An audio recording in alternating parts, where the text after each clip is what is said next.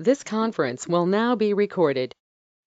Good evening. Welcome to Targeted Massachusetts Northeast Conference.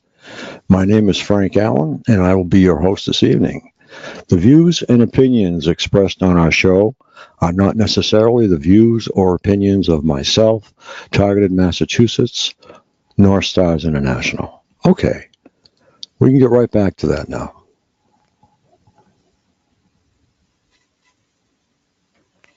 And for instance, I'm calling from my my house phone, and then I have the left ear of the earphones over my ear, my left ear.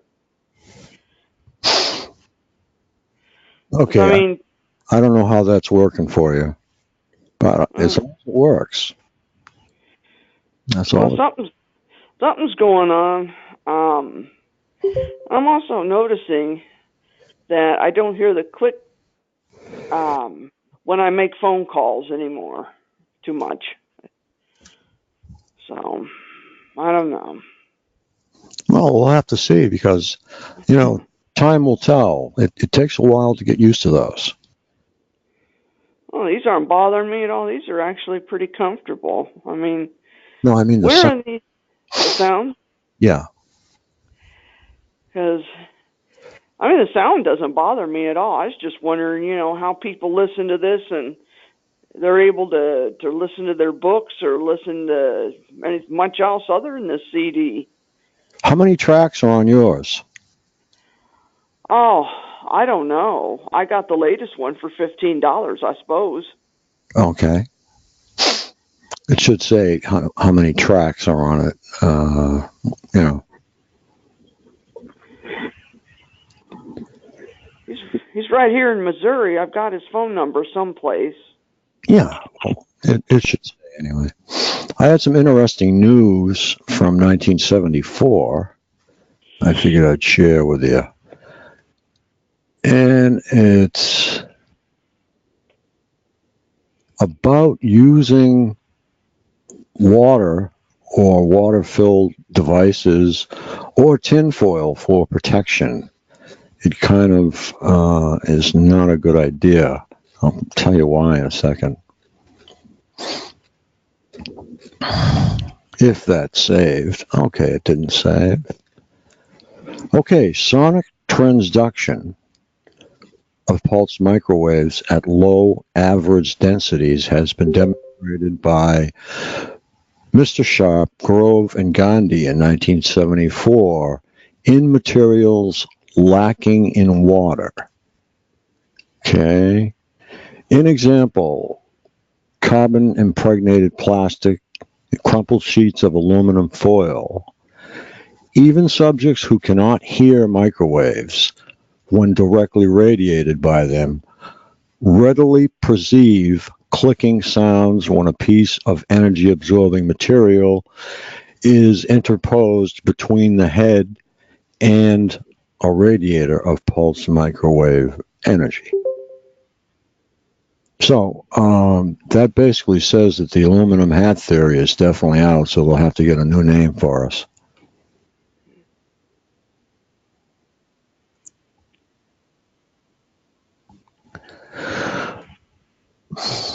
And that comes from the 1975 Psychiatric Communities Journal. And this is where they actually supported V2K, and they supported it with a grant. And I have also, someone sent me a patent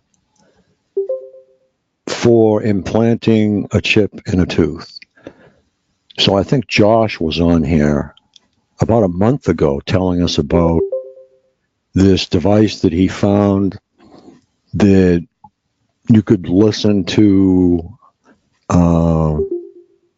radio or something through your tooth. I don't know what that device was, but here's a patent for putting a chip in your tooth. And I'll put that in the chat.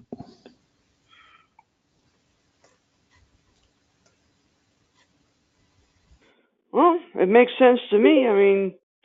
especially if you have like a cap tooth or you have amalgams. Aren't those the cheapest fillings that they make? No, those are the only ones that they used to make. Hmm. Okay, unless you got actually a total replacement tooth, like there would be gold or silver or something. Yeah. A dentist, I'm not, so. Neither am I. Because the only dentistry I had was at the School for the Blind, and I know they use the cheapest stuff that they had there. Yeah, exactly. So I don't know if that would have been amalgam or if it would have been something else. Amalgam, that was common. It's actually mercury mixed with silver. Okay. Because I don't hear anything coming through my teeth. It's just I wish I knew more about electronic-y stuff. I'd love to figure out what kind of microphone would be best to stick upside this wall and record these idiots. Because I know there isn't anybody back there. It's not the government. I don't know. It's just a bunch of screwballs screwing around. Well, it would be I would say a parabolic. Oh, okay. I don't know what I know about that kind of stuff you could put in a thimble. Well, that sounds like what you're trying to listen to.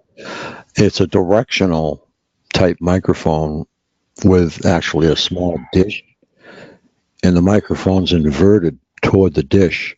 So anything that comes into the dish, you hear.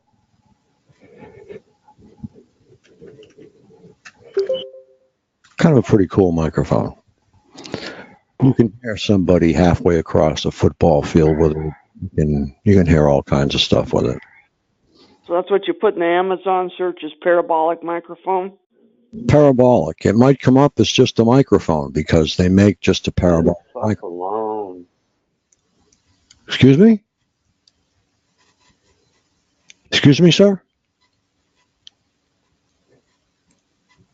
I think somebody being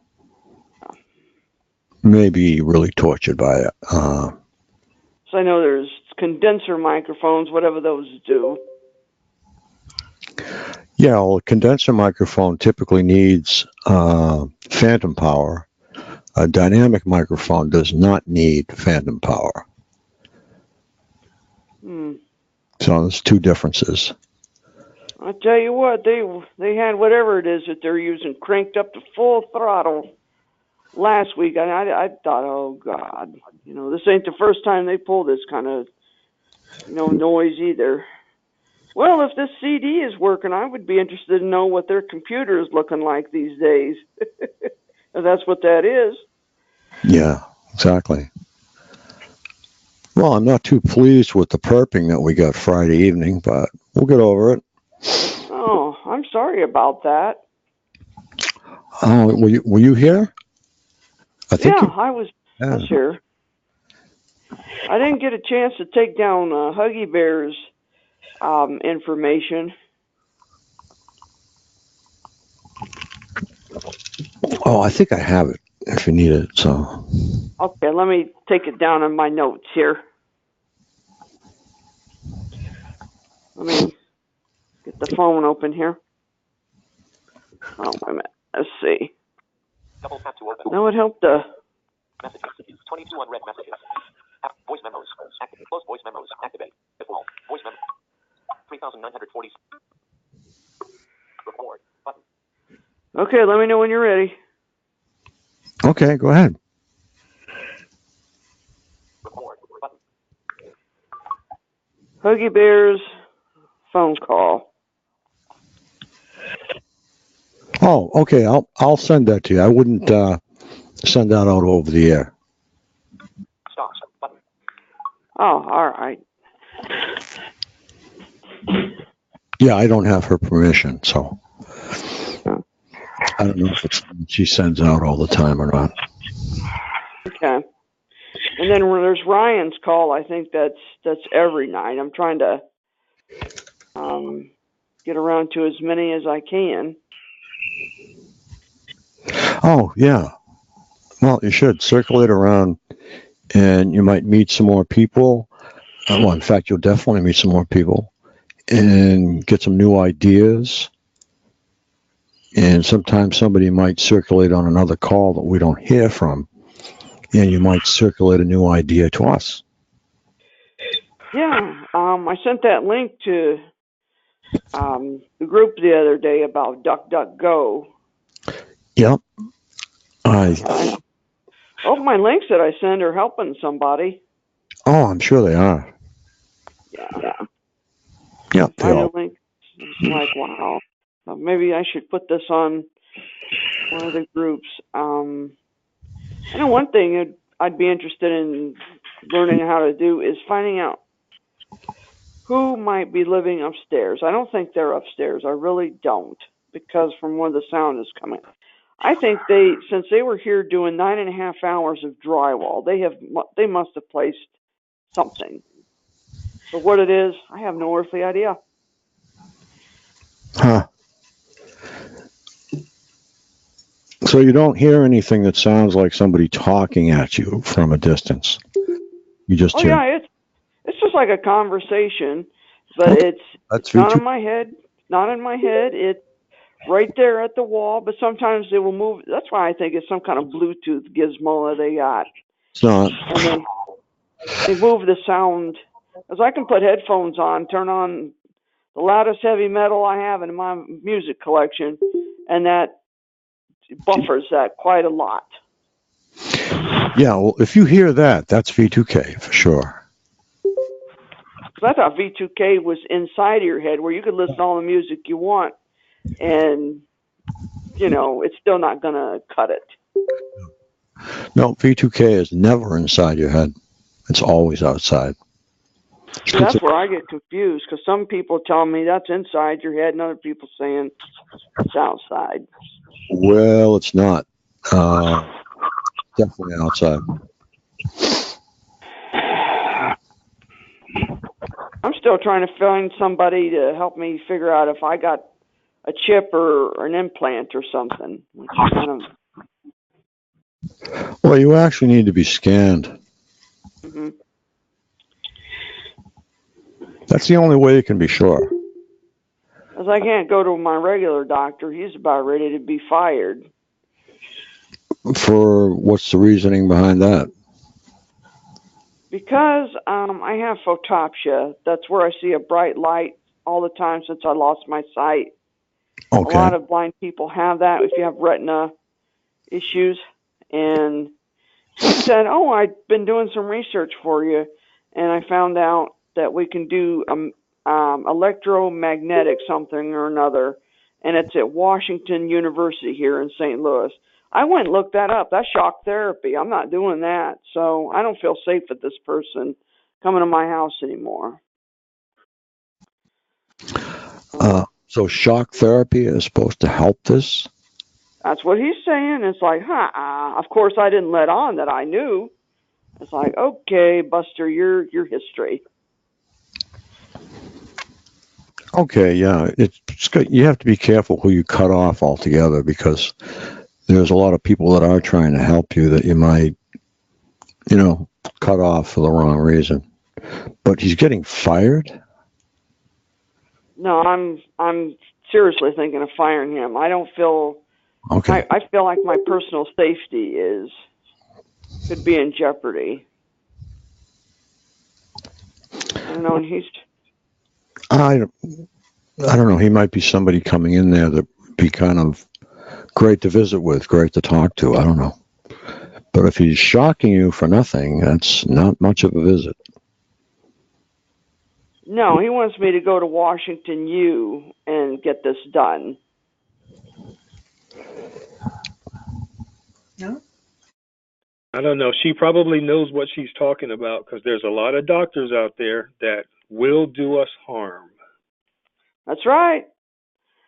I don't know. I that's why I'm saying, he does home visits mostly to elderly and disabled people. I think that's why he likes that line of work, because, there's doctors that can get by with all kind of garbage in an office, but in somebody's house.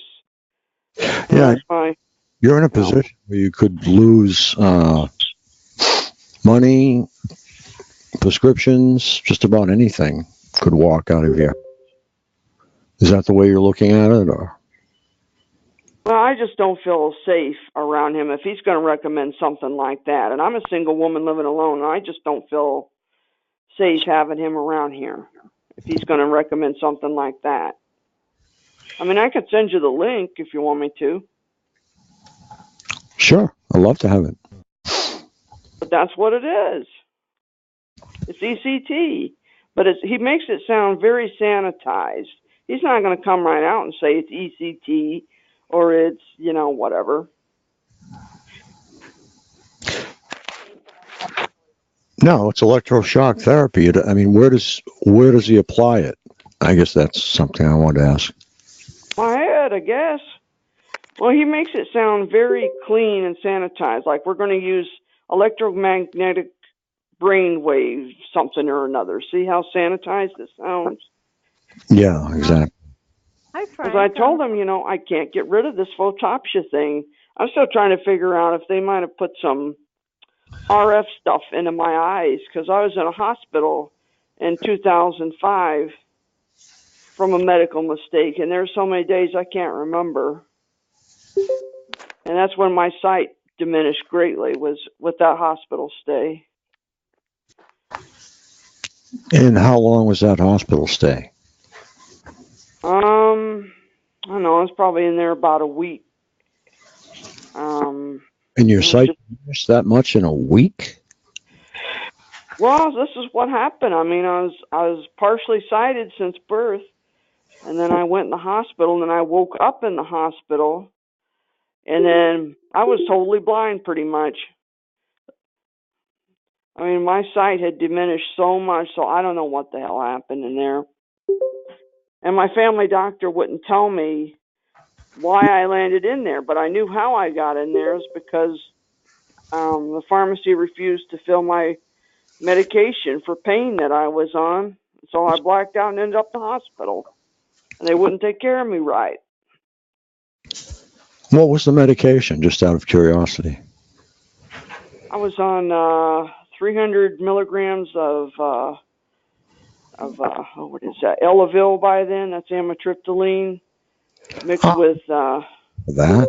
fentanyl. Yeah, they didn't titrate that right, because I went from 10 milligrams to 300 in 4 months. Wow. That is a lot. Yeah, no kidding. You can't stop medications like that on a dime. No, that's what I was saying. You could have been, you have grounds for some kind of action against whomever stopped it, because you can't stop things like that. That is, Elavil is for question mark? Yeah, a lot of stuff. I think I probably went into some kind of convulsion, blacked out. And I just woke up in the hospital, and by logical deduction, I knew what happened. I knew who I was, where I was, but what happened between in my apartment worrying about this prescription and ending up in the orthopedic ward, that's where I can't put two and two together. And my sight was damaged. Well, well. Can you find yourself a malpractice attorney? Well, see, that's the thing is I don't have a lot of money, so I'm going to have to find somebody that could take a third of my settlement or do this pro bono. See, this is what bothers me so much about being blind. It'd be a contingency. And yeah. I mean, don't call one of the ones that you see on television. Yeah, I know. I'm afraid it's going to rain now if I take that. Frank, I'm just wondering if you can hear me. Yes, I can, E. Hi. Thank you. Hi. Certainly. Yeah, good evening. You I could. didn't want to interject, but I wasn't sure if my settings were. Okay.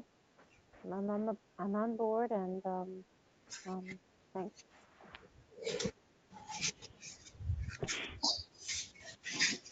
Yeah, in the chat, I'm still waiting for my painting. I'm only kidding.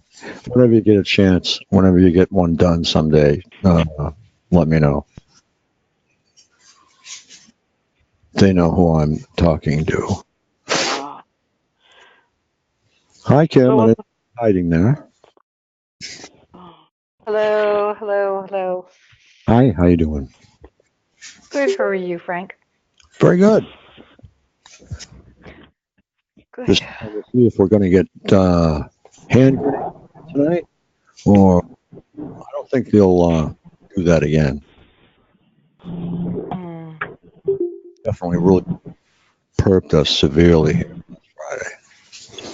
Is there a way to mute them or get them off the line? Yeah, I can mute people on the way in. I can mute. There's all kinds of things I can do, but it's total bummer to have.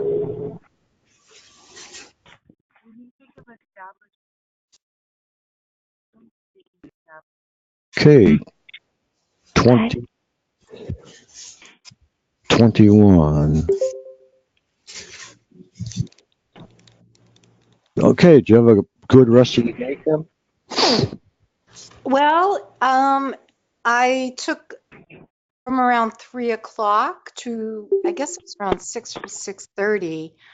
I was so engrossed with what you had sent me.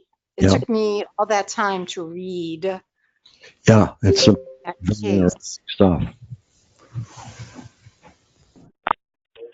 I think I sent you the paper from the American Psychiatric Group too, didn't I?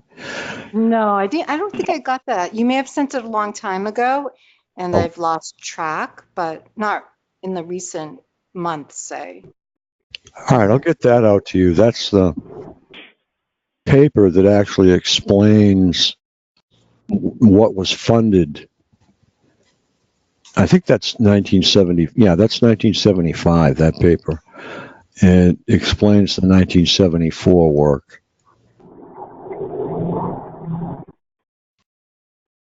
Okay. Okay, caller. Excuse me. Caller 21. You outside or? Yeah. Well, when you get your mic fixed or whatever's going on there, just unmute yourself again.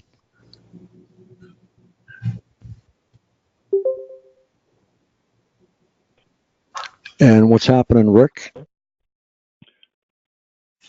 Not a whole lot, Frank. How are you? Oh, good. I've just been resting for the last couple of days. I've just been, I don't know. Something happened. I don't know. I'm okay, but required a lot of rest. Now we have an echo. Got it? I think. I didn't. Hey, I was researching some supplements, and I found two that you might be interested in. Okay. Have you ever heard of spirulina and chlorella? I can't say as I have. Check out these health benefits. Daily use can restore and revitalize your health, detoxes heavy metal, especially arsenic, eliminates candida, improves HIV/AIDS health, helps prevent cancer, lowers blood pressure, reduces cholesterol levels, lowers chance of stroke, boosts energy, alleviates sinus issues, offers neuroprotection for brain disorders and memory boosting. Yeah, that sounds like something you should send me. I think it's made from blue-green algae. Okay, that has all kinds of benefits. Makes sense. All right. I'm just trying to dig for this echo.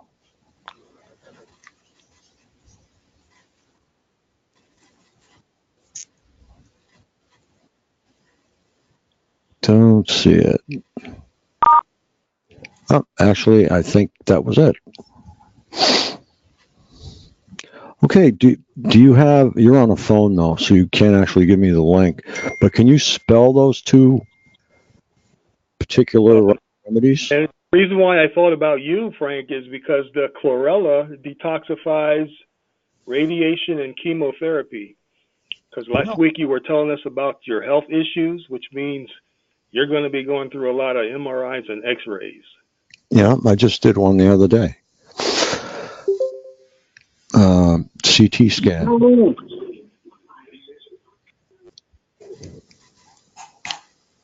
Spirulina is spelled Spirulina.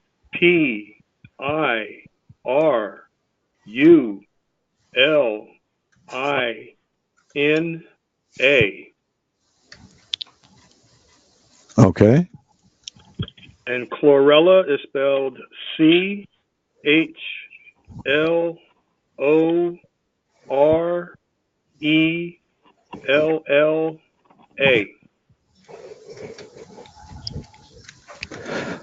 Now, are those separate, or do they actually? You can buy them separate, but what I'm taking, they're both in one tablet. Okay, great. And I just started taking it, and immediately I noticed the energy boost when I was doing my push-ups.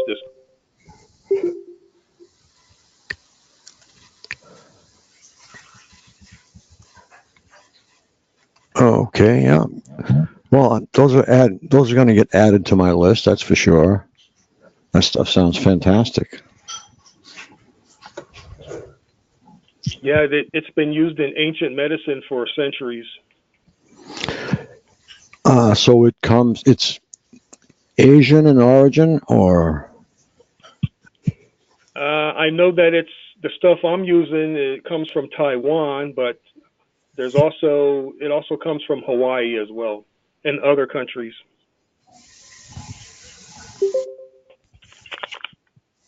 Okay, we'll have to dig into that. Sounds really good. Now, what's your dose? How many milligrams a day?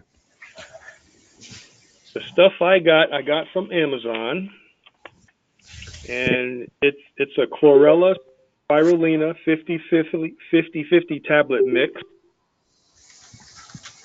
The bag comes with 1,250 tablets. They want you to take 10 a day. 10? Yeah, 10 a day with food. You can also use powder form as well. There are powder forms. Well, which you can mix with anything, right? Say that again? The powder forms you can mix with just about anything, I suppose. Yep. Okay. Sounds good. The powder form turns your teeth green. I'm not kidding you. Take the pills. Okay, join the pills then. Definitely will not put down the powder form.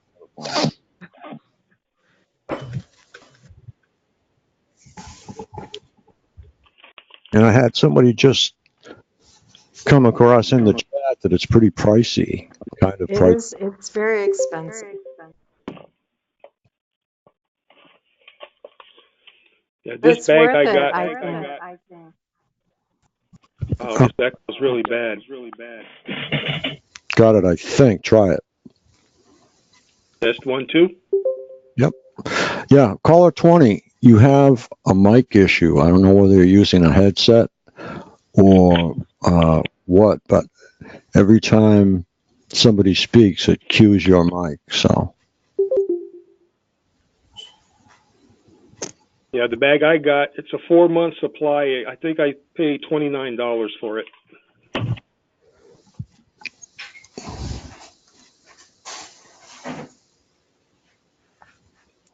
And how many's in it? How many are it? 250 tablets. 1,250. 1,250. 1,000.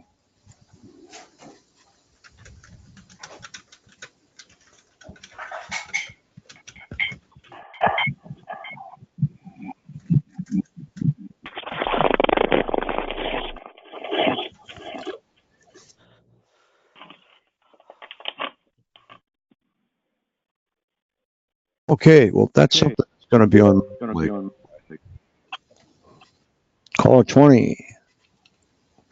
Okay, there's something going on here.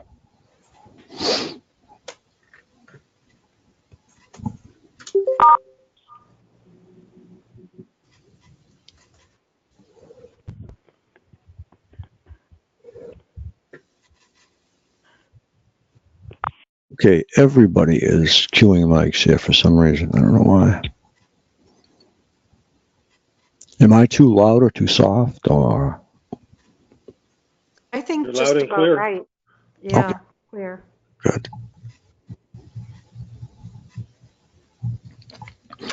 Okay, it's Monday, open mic night. There are no real topics here tonight. We'll explore any topics that you want to go into. And hi, Huggy Bear, I didn't see you there. And everyone is invited. I hope everyone gets a chance to speak. I'm sure you will. And go for it. It's 9:24. We have at least until midnight, if not longer. So Frank, that is really great. This is Elle, and Hi.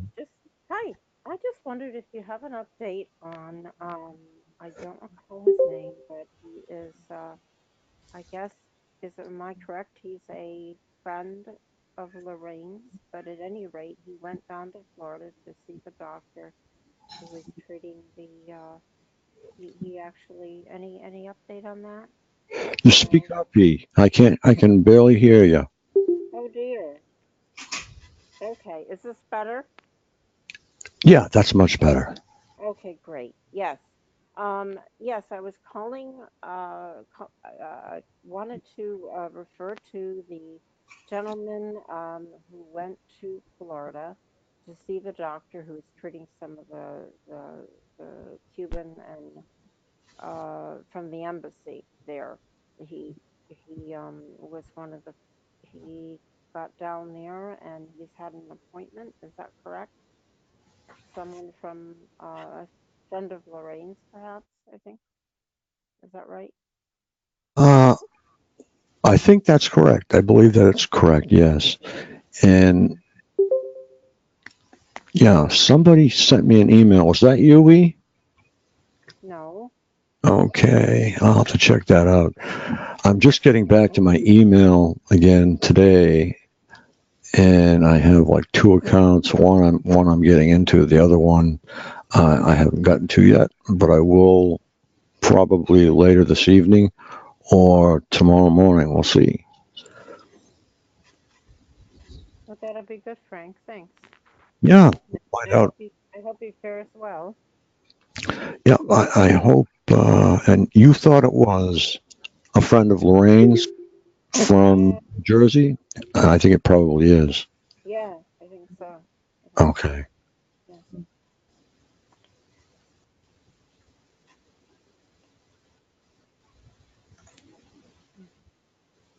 Hey, Scott, how you doing?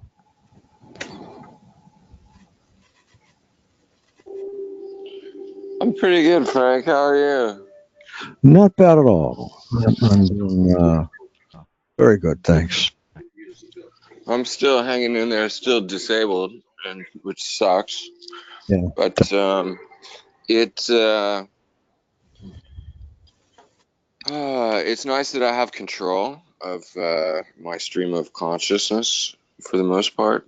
I just don't have. I'm getting attacked physically, so it's either a headache or I'm sick or stomach ache, neck ache, or headache. are the three, and then they kill me with the hemorrhoids. Always with the hemorrhoids. So it's very discouraging. But I actually signed up for some studies with the Veterans Administrations.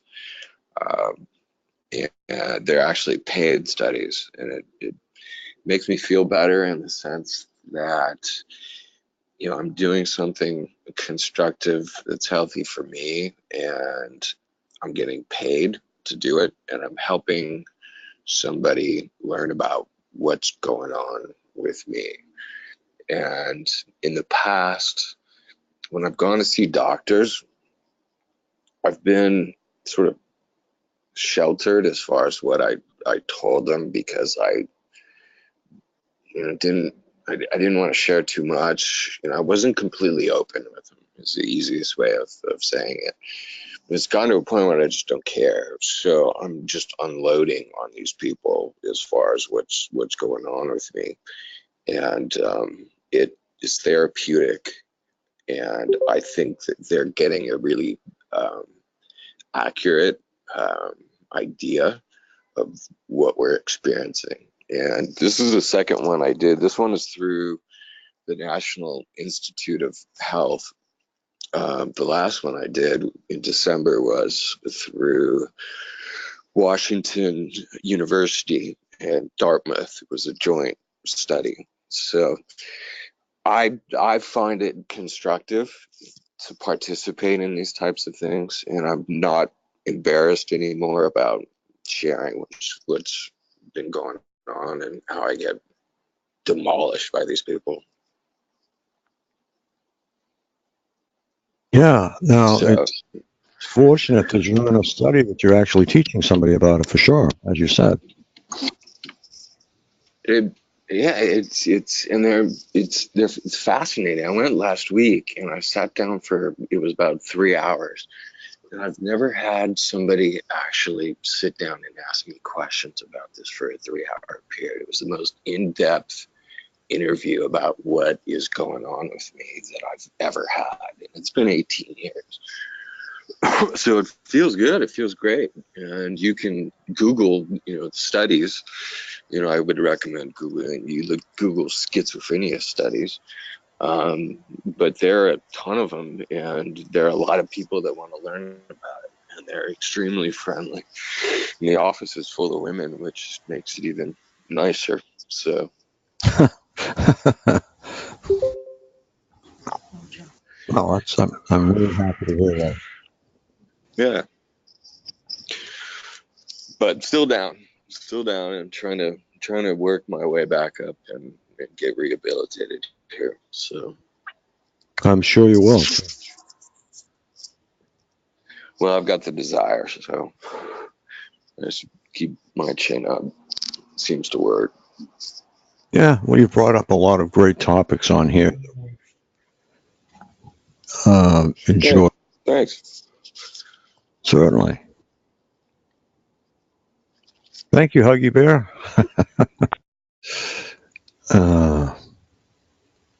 How you been, Frank? Up and down. It's, every 2 or 3 days, like today. Now they've decided to turn the tomatoes up out of it. And, they just make life difficult for you because they can. No other reason. Yeah, they always pick the hardest way to get stuff done for you. You plan your day, and they always make it the most difficult way. You always end up having to do things you don't want to do first, just because they want to make your life hell. So.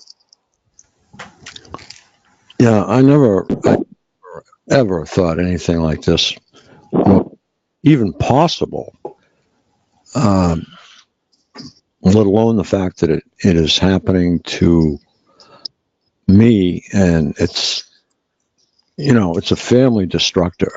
It's just like throwing a stick of dynamite into your family,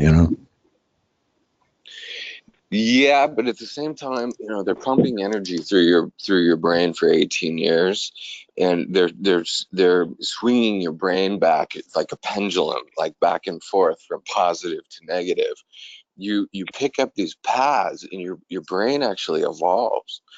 So the psychological theories that they had when they started messing with you are completely invalid now, because your brain, after a certain number of years, evolves, and you can avoid most of their exercises. It almost becomes moot, and I think that's why I'm disabled now, physically. But the positive thing that I want to say is your brain gets quicker, it gets better, it gets faster.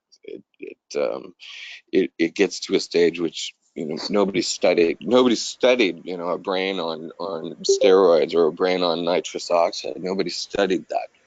So it's interesting. Hello? Yeah. Hello? Yes, go ahead. Okay, hi. This is Adama from New York. Hi, Adama. How you doing? I'm good, man. I'm so glad I can connect like this with with people that can understand what I'm saying and what I'm going through, Yeah. As I was listening to you just now, I remember, I mean, all those different stages at psych wards, and it's funny how I'm sure we could have had this conversation there, but I'm just putting things in perspective, because this is new, and this is very welcome for me. I tell you that much. Yeah, it's great for people of like minds, especially in our situation where no one really understands this, and they stand there and they look at you. You look fine. Right. You speak fine. You're not screaming in agony. To everyone else, you seem fine. So they say, obviously, I don't see anything wrong. Right. So they write it off as something you've created in your own mind. But that's you really can't blame them that much for it, because even us TIs, or whatever you want to call us. I mean, yes, TIs is good. Even me, in order for me to tolerate someone else's story, I gotta keep reminding myself of my own reality. So we all programmed to react. I mean, this is like deep programming, like to shut it off, to shut this. I mean, if somebody come with this kind of language, to just shut it off. The only way I can help myself with, listening to, in order to listen to someone else's story, is to remind myself my own. It's like a constant battle to like, accept what the other person is saying. Do you like knowing you got it? That was me. I'm sorry. Yeah, exactly. I agree with you 100%. So that yeah.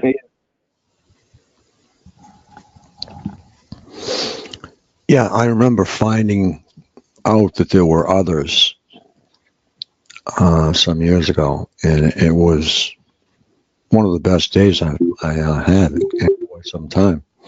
Well, that happened to me a month ago. Yeah. Well, you must be. So I'm sure, Because they will not tell you that there are any others. They will not tell you anything. And they deem that anytime you learn something, it is bad for them. So they'll even straight out tell you, well, we don't want it to learn anything. They call you it. Right. Yeah. We don't want it to learn anything. I want to tell you this. I mean, I hope it refreshes the feeling that you had when you first heard that someone else, other people had the same experience. it makes you feel human again. Yes, and we have. I haven't felt like the monster, the one monster. I felt like anyway. I don't want to go much in the details, but you end up feeling like God knows what, and feeling like a human being again, man. It's priceless, man. Yeah, there's nothing like it. I tell you, and when you hear things like the American diplomats in Cuba, that gives you a breath of fresh air. And the one diplomat in China, Catherine, she's gone public. Her mother has actually gone public. There are YouTubes out there.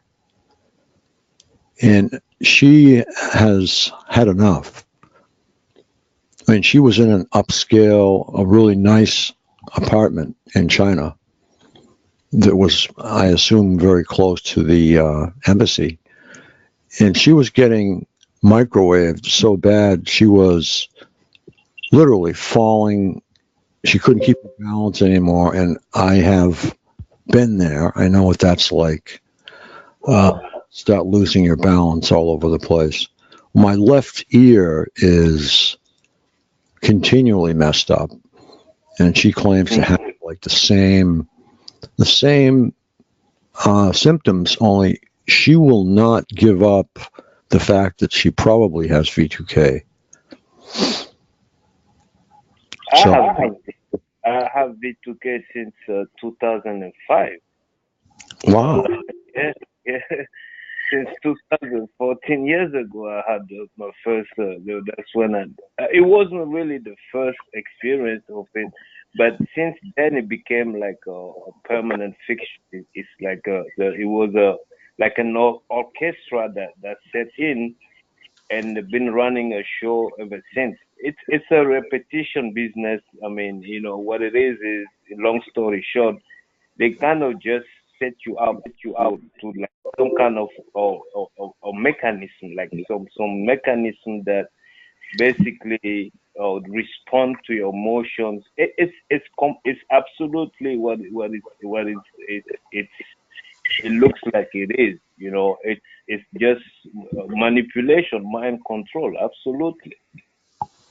And honestly, it came my experience, my particular, well, each of us have experienced particular, but in my experience, it came to me directly as God, basically.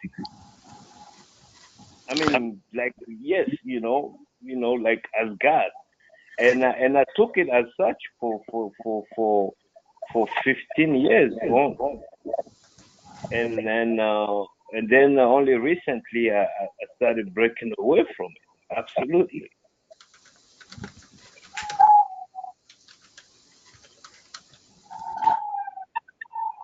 We've had a lot of people actually just find out this year more than any other year. I mean, people have been coming out of the walls. Wow. Because one of the reasons is because of this diplomat story, because the FBI had a lot of people coming in saying, I feel like the same as the diplomat in Cuba. And a lot of people, yeah. So there are more than 1,000 TIs added to the watch lists every week now. Who's is that Luda? Yes. Okay, thank you. 1,000 a week adds up really quick. It sure does. I figured it was 1,000 worldly. In other words, all over the world, I figured out that it was 1,000. So, are you saying 1,000 in the U.S. now, or? Yes. Luda? Yes. Okay. All right.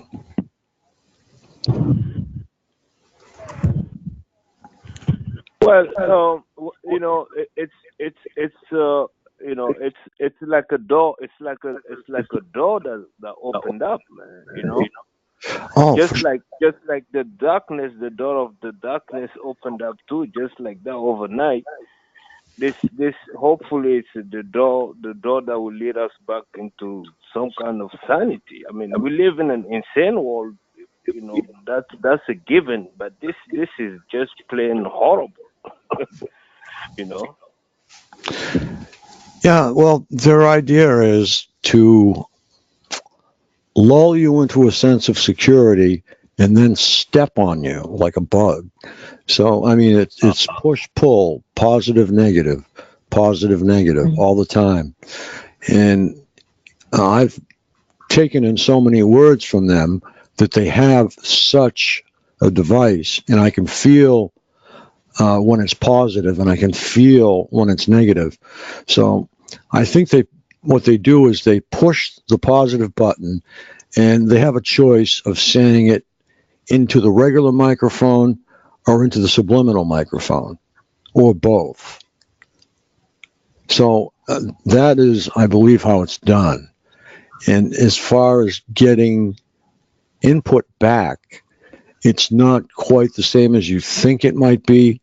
It is done through subvocalism, because when everything that you hear, or pardon me, everything that you think, you actually speak vocally. Speak it, yeah. Yeah, you do. It's something that I kind of like came to like my own like intuitively. I mean, I thought to myself that might be some kind of, because my experience. I was basically ambushed in a classroom setting. It was like like the worst the worst place to get bullied, and it was by a teacher actually, and it was so traumatic. I figured from that point on I might have started, because when you see somebody, like I've seen people in, like where I'm from, there is a lot of motorcycles, people getting accidents and stuff, and sometimes like the shock, the trauma, they get confused, and they even sometimes they start talking out of the confusion or hurt. They start saying stuff, and I thought to myself that must be what I've been doing ever since this guy just ambushed me in a classroom, and it's pretty much what I'm learning now.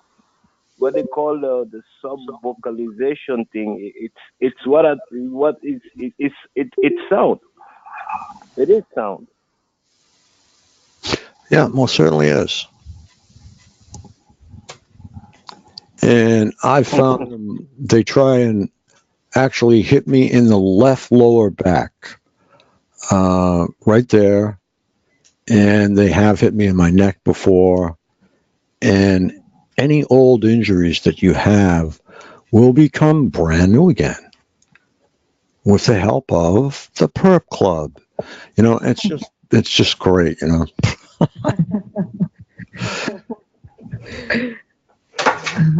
But we will carry on as wow.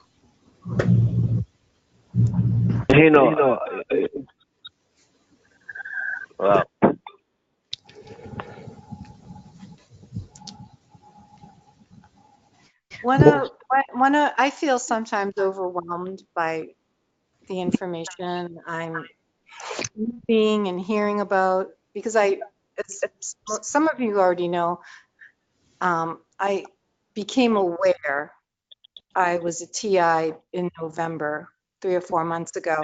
I believe I've been targeted since birth. So, so the information I'm getting now over the past 3 or 4 months, I feel sometimes really overwhelmed. But what I'm finding, sometimes the more I understand what they're doing is helpful. For example, about 2 months ago, 3 months ago, I was walking to work by myself, and I stopped at the stoplight to cross. It's a big intersection. I was the only person there, And this is when I just started becoming aware that something was wrong and that I was targeted. I was standing still waiting to cross the street, and all of a sudden funny that you had said that, Frank, on my lower left back, I felt a push so hard that I moved, my body moved. On a scale of 1 to 10, with say 10 being the hardest push, it was like a 3. It wasn't like horrible, but it pushed me. And I thought, oh my God. And I was so afraid to turn around because I knew no one was behind me. I was by myself. And I knew if I had turned around and confirmed that no one was behind me, that I would have had to accept they're using another technique on me that I wasn't, it was new.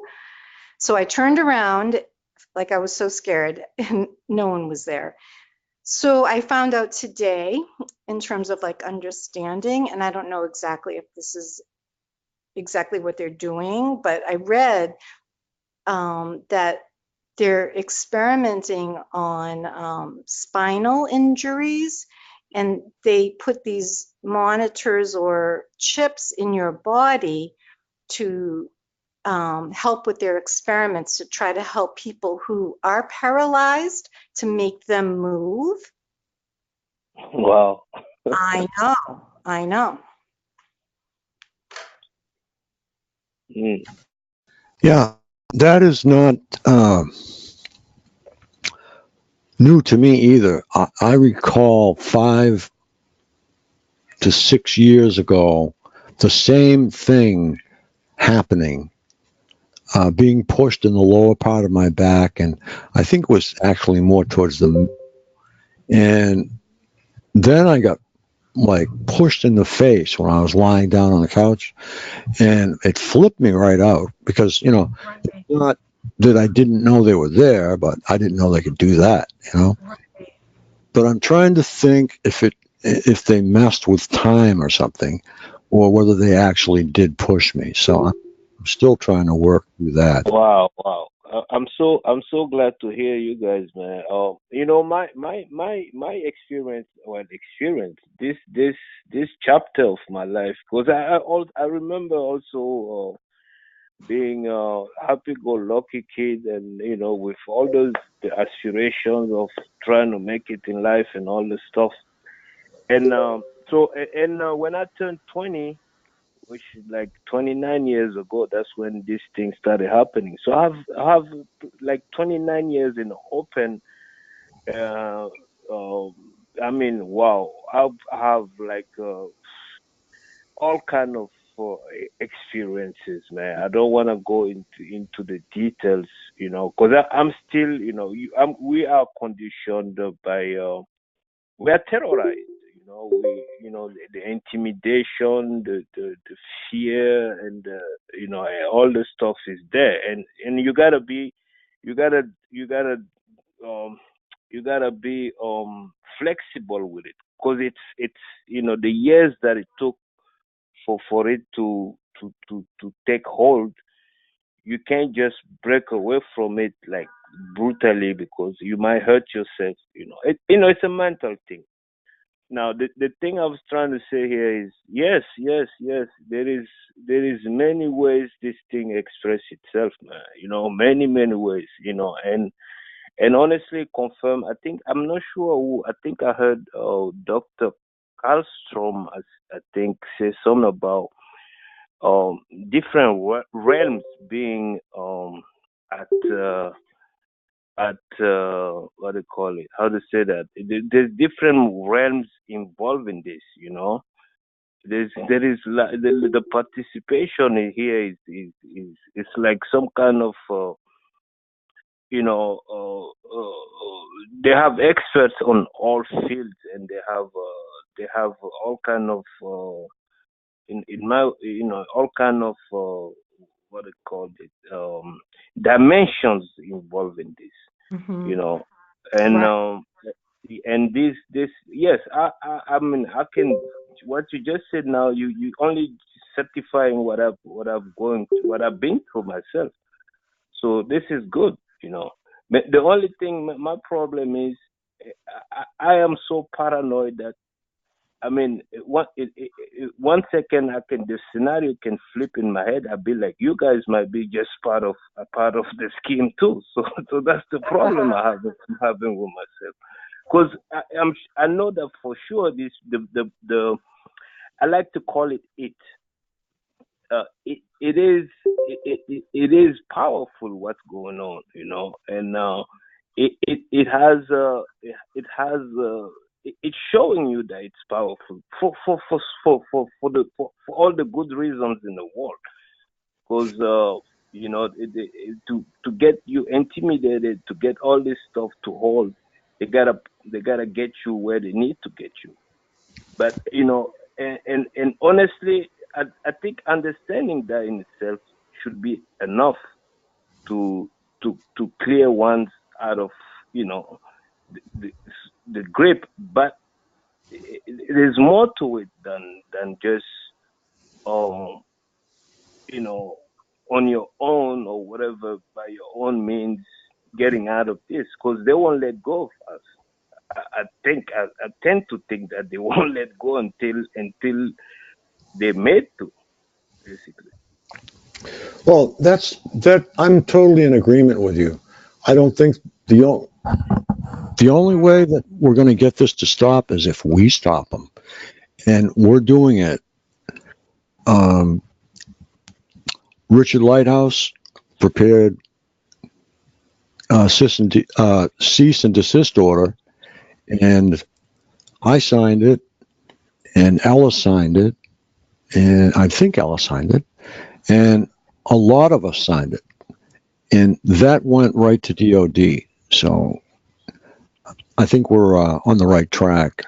We're starting to grow some teeth here for a change, and that's what we have to have.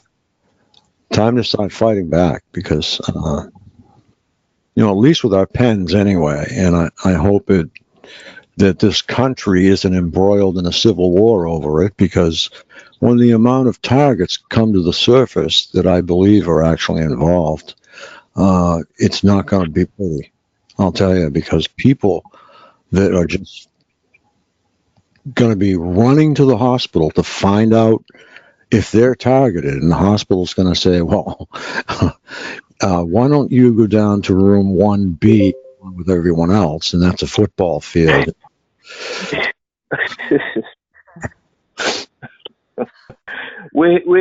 don't know. I hate to feel that way, but that might be what's in I don't know if that would be a good development, though. Even though it will vindicate us in a way, but I'm not sure if that's what we want. Which I just want this to end tonight. I can work on getting my family back and trying to make something out of myself. I'm like 48 years old, and life is going on, passing by me just like that. It's horrible. Right. Well, you know, I read today in an article. I'm probably not going to really articulate this that well, but the gist is that a lot of these electrodes and RFID chips and so forth and wiring that they are able to put into you, that it would be more dangerous if it's been in for a really long time, especially, to remove it. Wow. Like death would be assured. Again, I just kind of read quickly over that part, but I can see that. I mean, if you're embedded for years and years and years, some of those things, I'm sure it would be more dangerous to remove them. I guess the idea too being, if they just wouldn't keep activating them, that would be helpful. Okay, leave the stupid wire in me, but like stop, pressing the button. Right. Wow. Ken, Frank. Yeah. Go ahead. No, go ahead. Kim, go ahead. Oh, sorry. No, that was just very striking to me to read that because before I read that, I just thought, yes, yay, get this out of me. Like I can pretty much dictate where at least 3 chips or wiring are in my body. Like I know that they're there. But when I read this article, it's like, oh, maybe, I don't know, maybe they'll have to stay in me. Depends where they are. I'm going to send you the Larson report. It's really interesting reading. And wait till you see the pictures of the new style chips. The new style chips actually look like little tiny pieces of flesh, and you can see the wiring inside them. So I am not sure whether this is actually going to be invisible. What they're made out of, I have to look at it more thoroughly. But I'll send you the Larson report. That's another good read. Oh boy. Frank, I wanted to add this here because I don't want to start this off as we don't want to be lame in this, even though we are victim or and suffering. My targeting took me to 3 continents. I was born and raised in Africa. Yeah. And I went to Europe. I mean, it started in Africa.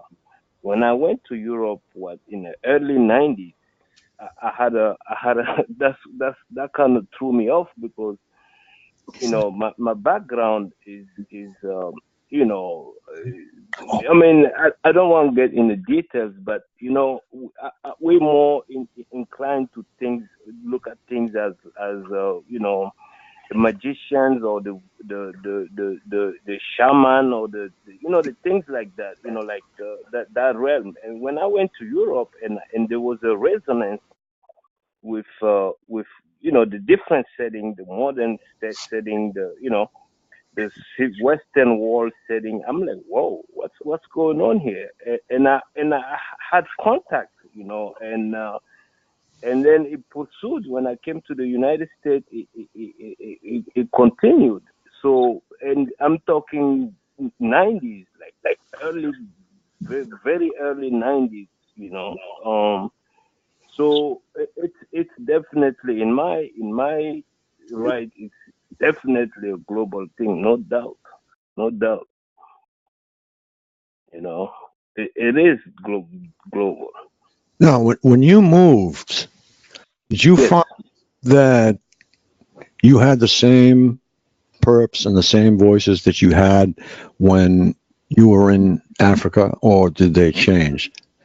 You know what it is? I'm gonna tell you what it is. The feeling that I get. You know how they say the first cut is the deepest, right? Mm-hmm. When the resonance, because it's some kind of echo thing. It's like an echo thing. It's like the resonance. You recognize what it is, even though the setting is different. It's the same game that is being played. It's just like one like those video games. Like the video games that they have where you can choose, you can choose the you can be, like whatever car racing, but you can choose the setting at will. It's pretty much how it works on their end of the thing, because they have like what my theory is that the way the common, I call us the common man, definitely they are showing us that we are limited. We are living with our limits and things, and these people have they step ahead of things, and they using it any way they can. But the one thing we have is being able to recognize what's happening to us too, also, as we go. And I believe there is power to that. There is power to I mean, to as I said, a context or perspective. Right. Right. I think it is helpful. I agree to put it into context. Otherwise, you just think you're crazy or Yeah, that's it. That's it. And I tried that too. I tried that. I mean, trust me. Psych wards and sleeping under the bridge for years, and homelessness and alcohol and everything else. And trying to make the way back into life is my goal at this point, because I've been far off.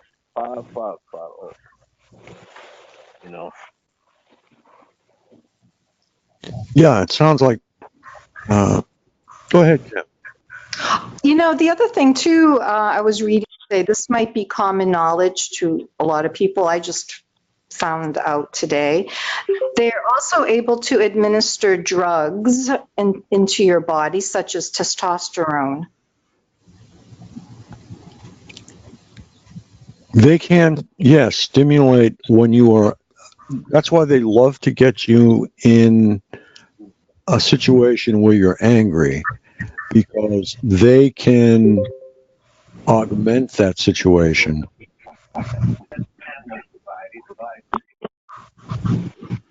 Hold on, we got a jet plane coming in.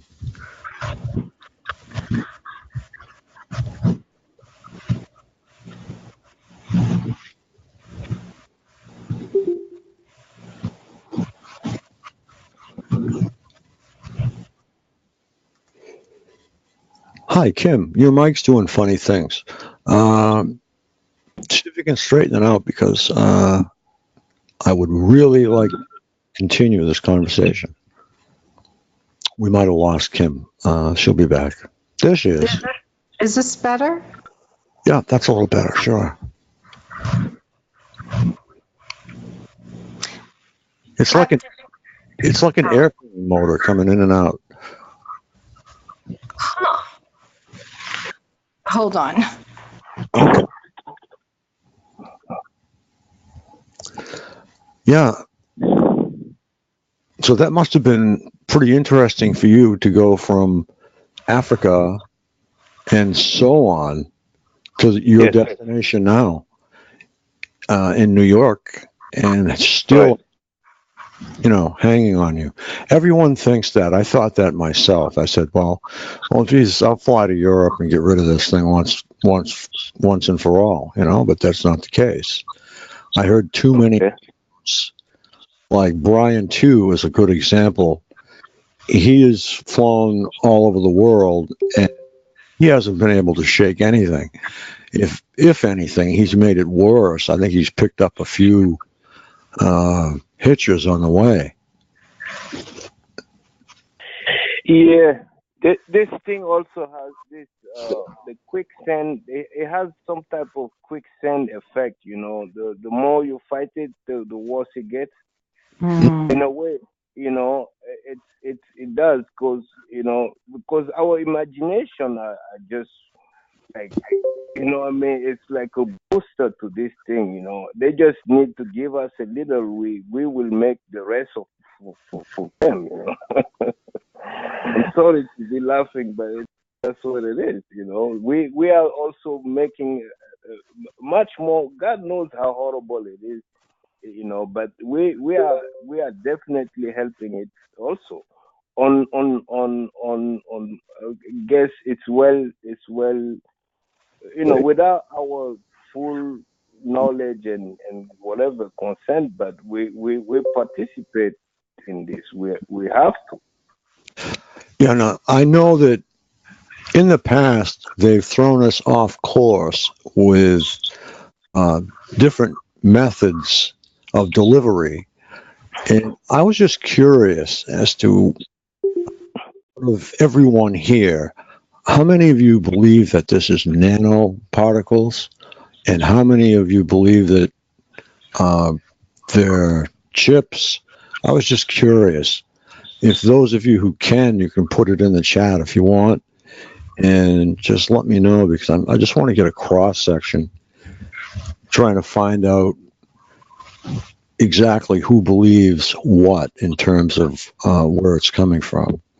Now, the nano material or nanoparticles in terms of aluminum particulate or things like that, I can believe.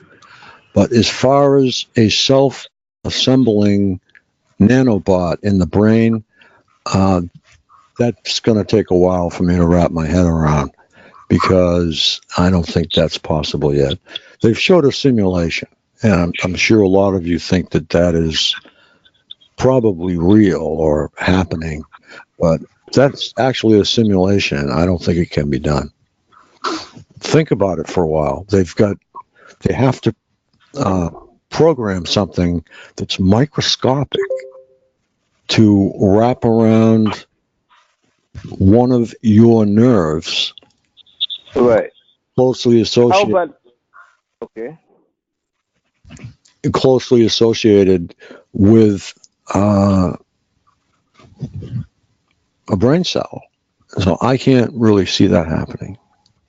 Already. Very good that you throw that out, because my experience, I was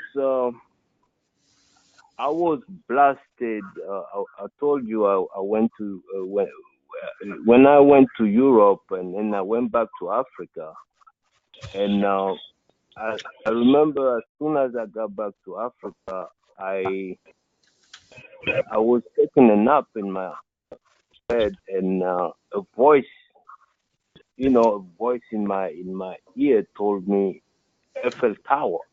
I heard Eiffel Tower, and when I heard Eiffel Tower, I was in Paris. That's where I was when I went to Europe. So when I came back to Africa, and this voice told me Eiffel Tower, I saw the Eiffel Tower from. I'm gonna throw that out because God knows what's going on in this year. When I heard Eiffel Tower, I saw the Eiffel Tower from above. Like I can visualize the Eiffel Tower, and there was a blast.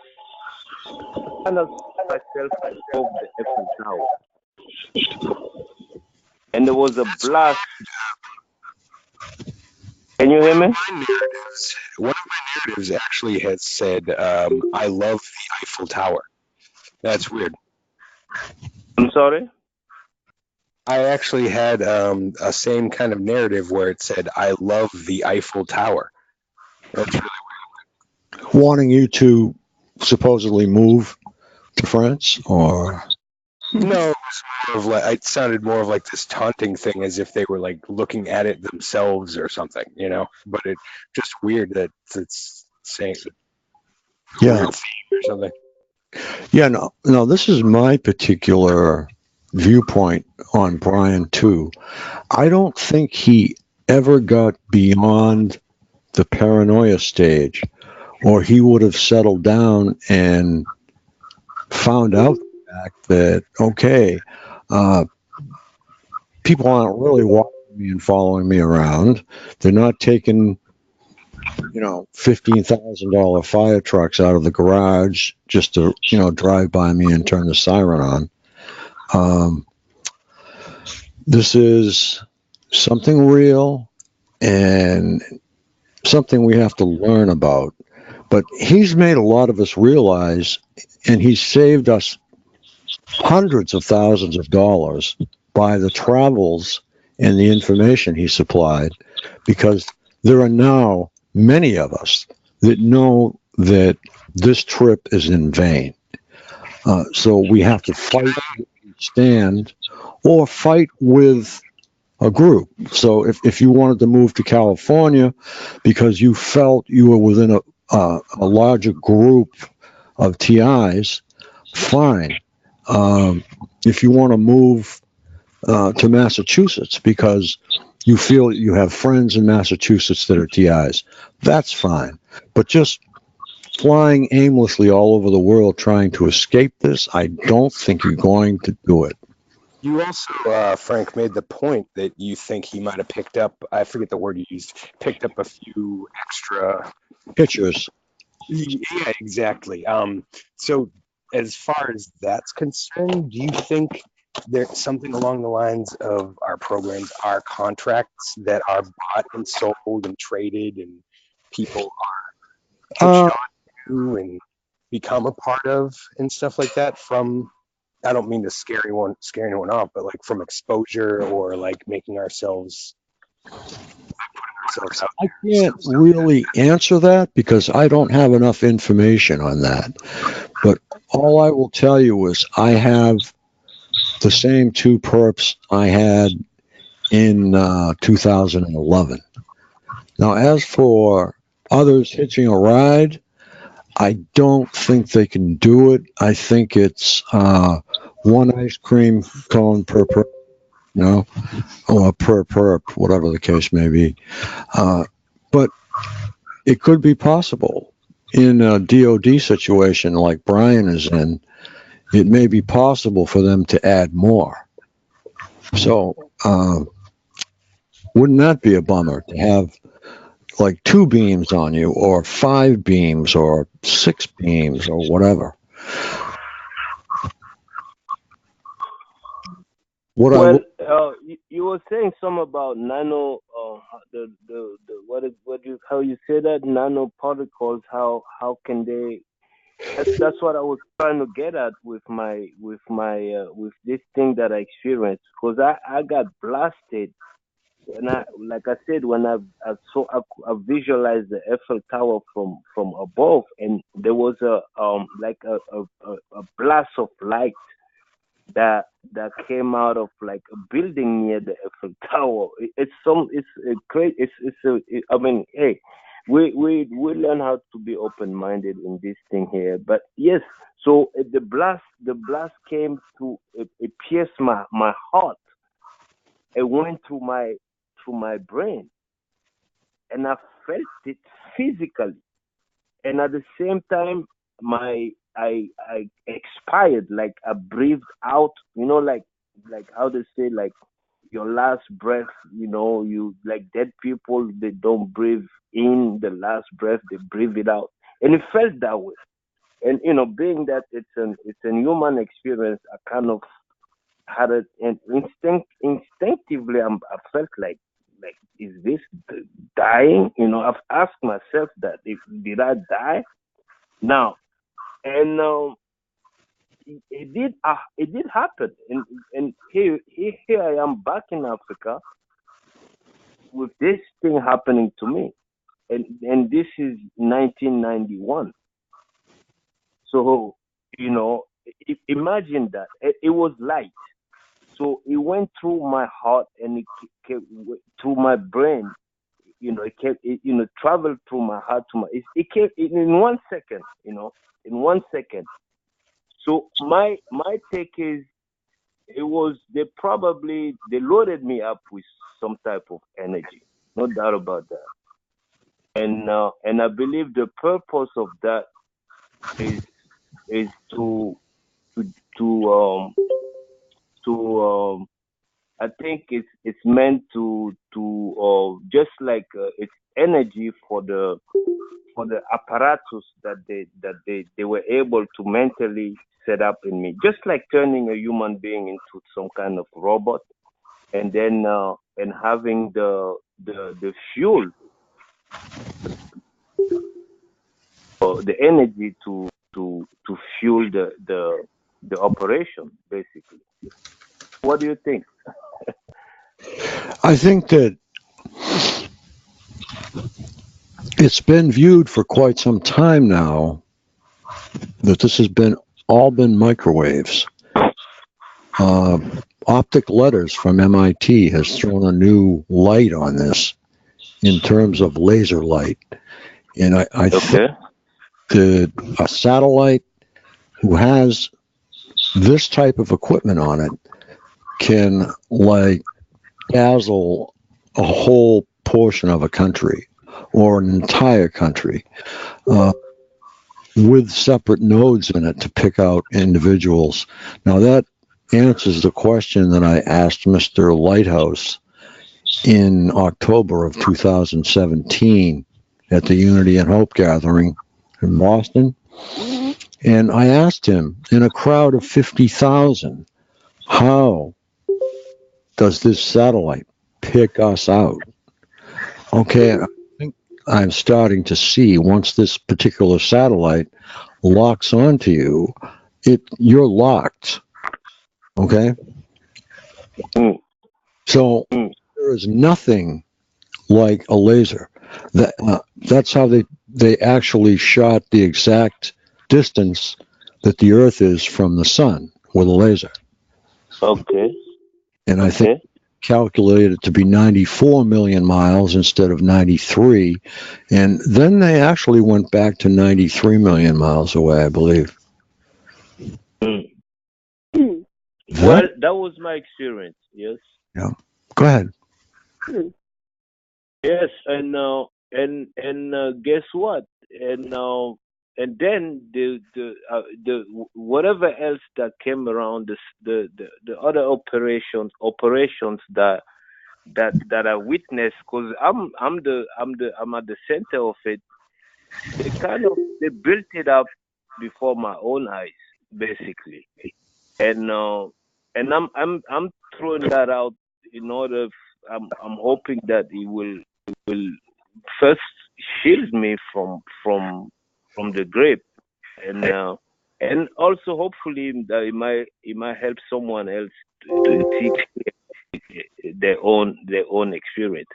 So that nanotechnology thing is, I think, you see, because your question was how, because I think it's light. Light is laser is light, and I'm not an expert that, but I think it has more access to just like that, access to substance, and that's how I figure they can, I mean, they can have a hand on your biologic being. I don't know, for better lack of a better way to put this. Yeah, Your biological constitution, basically. They use the light for the operation. Biological and mental constitution. If you understand lasers, you understand that light, it's actually the upper end of radio frequencies. Okay. So that's hard to wrap your head around. But if you look at a spectrum, it'll actually show you that. And all of you people have to read optic letters from the Massachusetts Institute of Technology. And it's a must. It's a must read. It ties Alan Frey and MIT's current paper from February 2019 together. Oh, it's quite an interesting piece of work. But anybody that wants, just send me an email that says optic letter in the subject line, and I will send it to you. And my email is frank@targetedmassachusetts.org. And we'll get that out to you. So it explains, in essence, that they are using lasers to create V2K. That's it in a nutshell. But that's it. Lasers, V2K. Yeah. And where are the lasers beamed from? Satellites.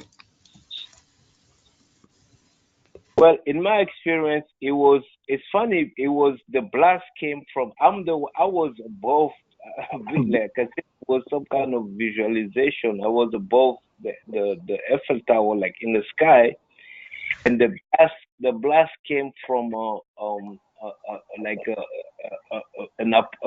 a building near the Eiffel Tower. It didn't come from the Eiffel Tower itself. he came from near the Eiffel Tower, you know, like blasts of it was an incredible experience, man. And I physically felt it, and my body reacted to it physically.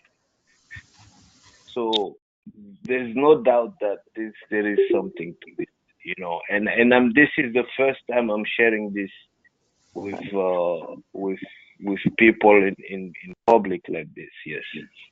Well, thank you very much for sharing too. And I really appreciate hearing other opinions, actually. Go ahead. I don't know enough to speak very intelligently about it. Sorry. And is my voice better? Yes. Much better.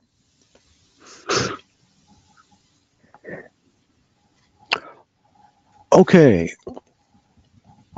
Well, what I'm going to say is it's very close. It would make sense for them to improve all the time. Okay, caller 45, you got something going on there. Anytime you want to speak, feel free to unmute, hit *6. Anyone else that wants to speak, feel free, hit *6. Not everyone is only people that are having. Hello. Go ahead. Hi. Can you hear me? Yes, I can. Okay. How are you? Oh, very good. So, what's the targeting? Is anyone else have your family that's doing it to you? What the family? Okay, you're going to have to find out what's doing that. What I'm finding the family doing, or families, plural, across the world is believing.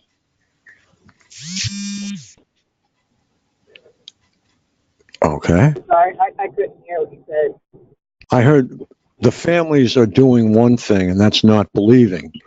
And they're doing another thing, and that's putting people in state hospitals. So be careful who you give your they're stepping on my head again. Your medical oh God, I can't think of it. Be careful who you give your medical permissions to. In other words, to actually make decisions for you. Right. I don't even talk to my family anymore, but I know that they're a part of my targeting due to how things have happened throughout the years. I mean, it seems like everyone's a part of it in your life. I mean, it's really hard to differentiate between some certain people. But when things come up, I mean, I'm pretty sure that my family is a part of the targeting. Like, they're, you know what I mean? So I was just wondering if anybody else had that same experience. And how do you, I mean, I just was disconnected from them. I don't really know what to do. Mm-hmm. I think what happens is they play, since they know so much about your life and they know intimate details that only like certain family members you tell would know, they try to play off of that and make it look as if your family is involved because it's stuff they would only know. But yeah, because it's happened to me in my life. Some of my family's like, well, there's no way, you're thinking this and that. I was like, no, this is what's going on. And that's what I realized to know that these people, they know so much about your life. They know every aspect of it. So they play off of it and they make it look as if it's something else. It's all about deception. It's all about deception. It's so hopeless, though. You can't keep any relationships. I can't do anything. It's been like this for a long time. I lost my kids. I lost my kids, everything. That's exactly the way they want it. They're trying to take away my kids. They have, I've already had 2 situations come up. Like I said, they try to do anything they can to make your life miserable. Anything you find enjoyment in, they will try to ruin any holidays that are special to you or birthdays. They will know, and they will do something Oh to yeah, they just ruined interfere. my last birthday, and the person involved in it, like I lost money on the trip. He had invited me on the trip. Stupid me, I made a stupid mistake and gave him $300 cash towards it. Then I canceled the trip. He wouldn't give me the money back. My whole birthday was ruined. It always happens. It's like anybody I get involved with. Not anyone. Most people I get involved with, it becomes BS. And I try to stay healthy about it. Not think that everybody's a part of it. Everybody can't be a part of it. Okay. No, it's not everybody's a part of it, but it's hard to find someone you could trust because now you look at life in a whole different aspect than most people that just go on. All right, you've got a big secret, okay? You've got a big, giant secret, and it's affecting your life, and you want to tell your family, you want to desperately tell your family what is going on, because your family, that's home base, that's everything, Well, some of my family are ex-cops and things that lead me to believe that they're a part of it. I don't want to tell them. They already know. I think they're a part of it. Yeah, okay, this is what I'm trying to put something together here for you. So, okay. You've got a secret you want to tell your family about, okay? I realize what you've just said. So, you don't realize it, but to a close family member, close family member, you might act a little different, just a little bit, just enough so that, like, what's wrong with Jim? He's not his usual self. Okay, so that nothing appears really wrong, but you just act a little different. So they start calling each other and asking, well, have you seen Jim? Is he okay? And somebody will say, oh, yeah, but he's acting a little differently. Well, damn straight you're acting differently. You've got two nuts on your back. I mean, two crazed lunatics. And it's what they are, too, because they've, in fact, been not hypnotized, but they've become addicted to this. They can't put it down. They can't get away from their screen. They can't get away from you. Some of them want to outright quit this, but they can't. They cannot put it down. So, I say, well, go to GA, go to Gamblers Anonymous, But that's where this is leading. These people are getting sick, these perps, sicker than they were when they started. And so they're getting to the point where, they've got pizza boxes piled 20 high in their kitchen, bugs and junk everywhere, and, beer cans and wine bottles. You name it.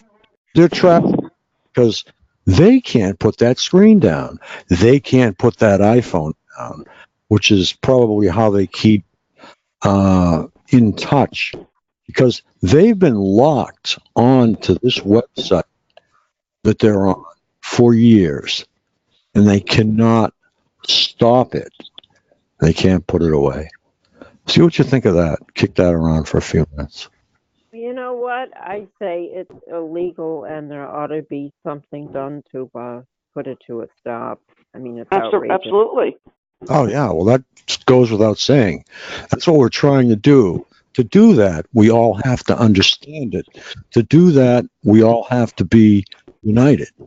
To do that, we have to be united across the country and then the world, so that if a pin drops in LA, we'll know about it here in Massachusetts in 20 seconds.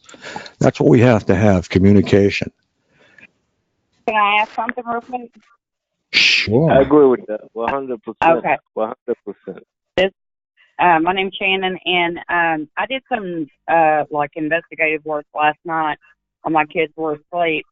I have a jammer. It jams, cell phone, satellite, internet, Wi-Fi, all that good stuff, GPS. Well, anyway, I had all the TVs unplugged, and my kids were asleep in their rooms, and cell phones, turned off, no data, turned off, even wrapped up, and aluminum foil, and my son's 2 games. That way, there's no signals coming from them or whatever. Well, I go throughout my whole house, and I have a radio frequency detector, and I'm using it. I'm holding the radio frequency detector, and then also the jammers on the counter, and I'm walking through the house, and it goes off the whole time, and I found out it's the jammer causing the radio frequency signals to go up at that time. But what my question to someone that may know is it went all throughout my house except for 2 spots, which are in the jambs of the door that goes one to my breaker box and then also to my bedroom. When I'm in the door jamb, it goes off. And it's only on those 2 doors, not my kids' bedroom door, not the hallway closets, nothing. And I live in a 2,000 square foot house, and this jammer's in the middle of it. What could that be? Anybody know? Okay, what now? 1,000 square foot house, and the jammer's in the middle of it. Yes. And what are you? The jammer stays on the whole time except for in 2 spots. Okay. And that's in 2 jambs of the door. One goes to a breaker box. Because I went up underneath my house the other day, and there's this wire that goes from the breaker box underneath all the way to my bedroom. Well, I have no idea what that wire's to. But inside my house, when I'm doing that testing with the radio frequency detector and the jammer and anything that would produce a signal, because I have no cable and I have no internet. So basically the only thing is my phone and my son's 2 little, handheld like Play Switch game and DS3 or whatever that thing is. But they're off and no signals or nothing's coming from them. So there's no signals in the house. Supposed to be. Coming straight down. Yeah, I mean, I don't understand it. Why is it only in those 2 door jams that it goes off? The radio frequency detector stays on the whole time, the whole length, every room, everything, except for the door jam that goes to my breaker box and the door jam to my bedroom. That's it. It'll shut off, and then it'll come back on after I step through it. What about the other door jams? Nope, they stay on the whole time. See, Okay. we're hearing this transmission. I'm going to call it a transmission because it sounds like you're talking on 2-way radios, and I had an attorney at one time tell me the exact same thing. But anyway, so they're being transmitted throughout the whole house. The whole house. You can hear it through the ductwork, you can hear it through the drains, you can hear it through appliances. And I've got this stuff recorded. This is crazy. But when I did that radio frequency detector test, it's only in 2 jams of doors that it would go off. It would stop. And then when I took 2 steps through it, it would turn back on. Okay, well, associated with your electrical box is a field, number 1. Number 2, associated with your electrical box is the Lily Wave.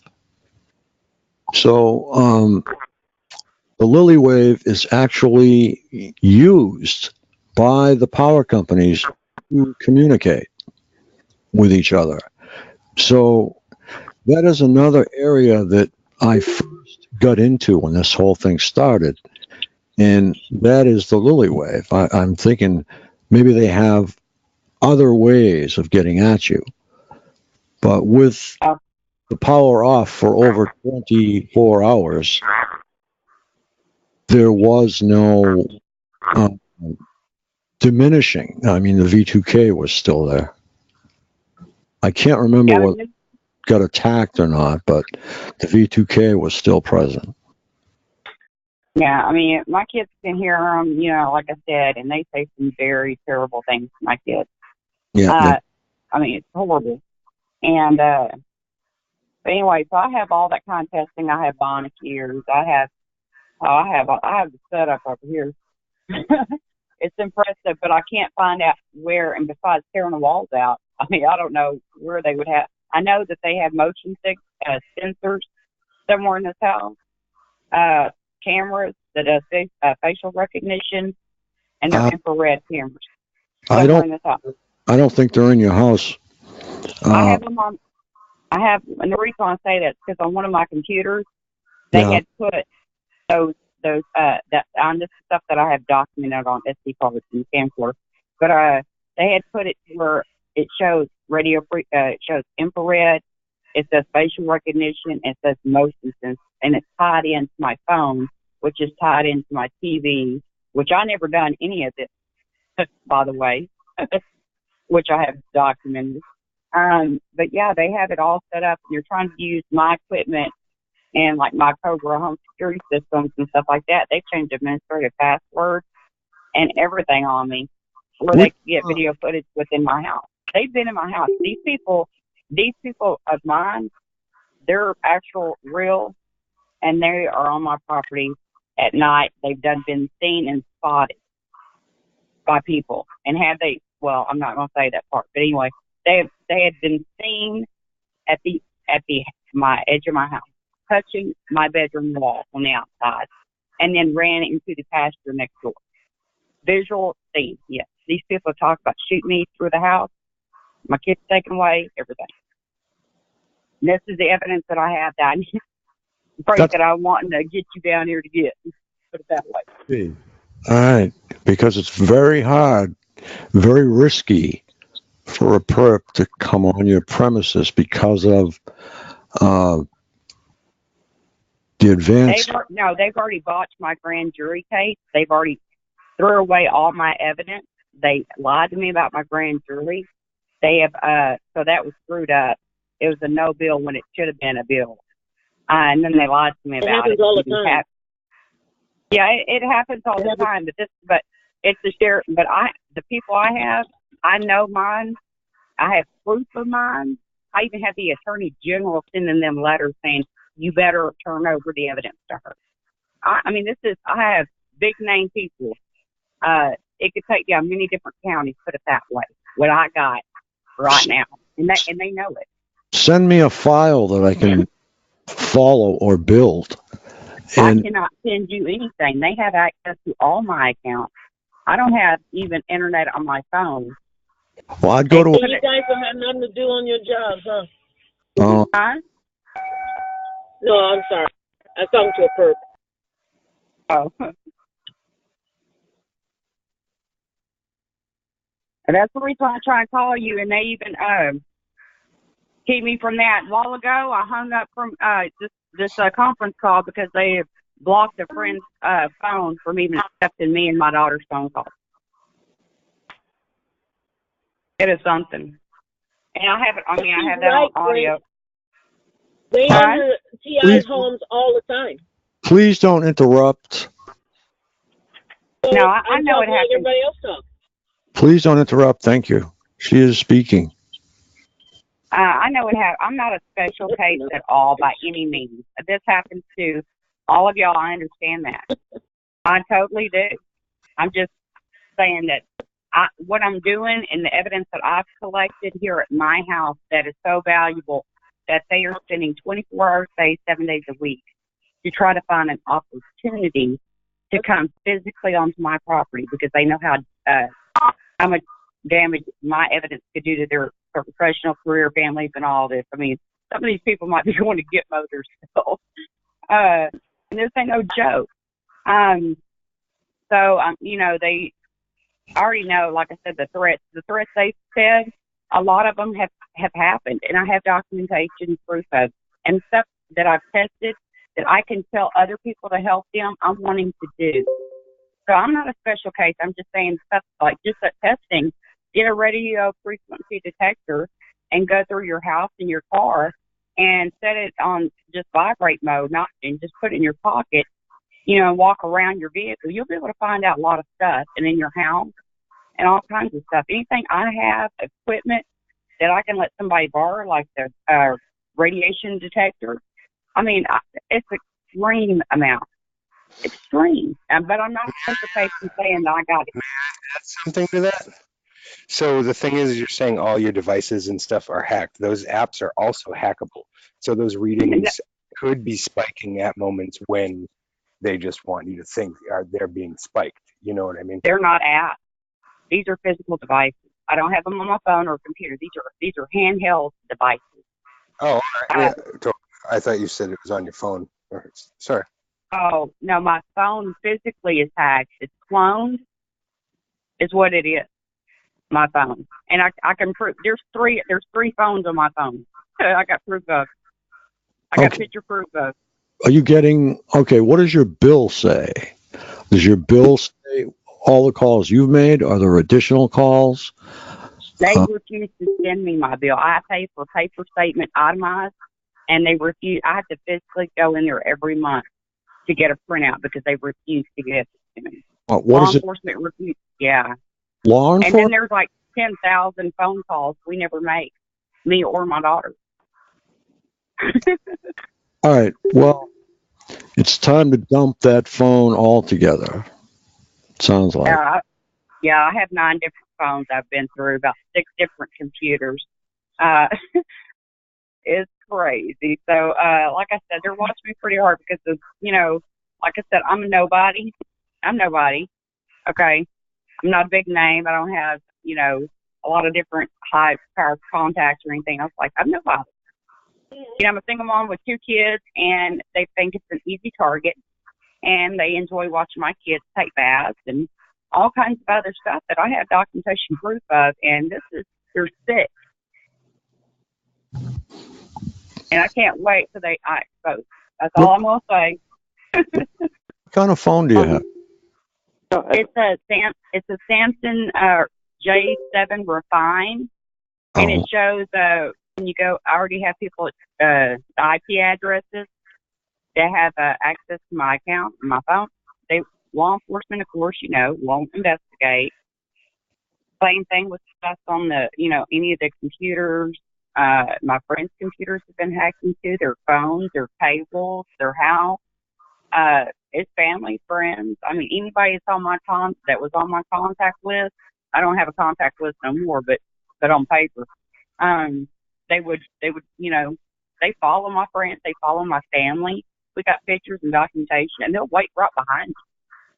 And these are some ballsy people. And of course, they're not ballsy enough to come up to my property, but they'll follow you down to the road of it.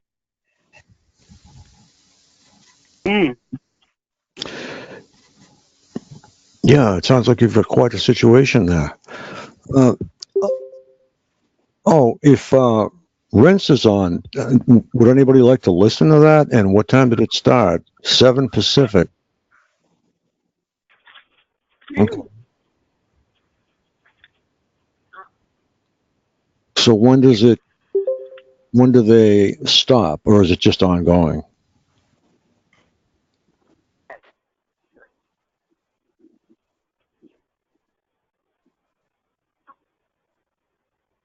Seven Pacific time.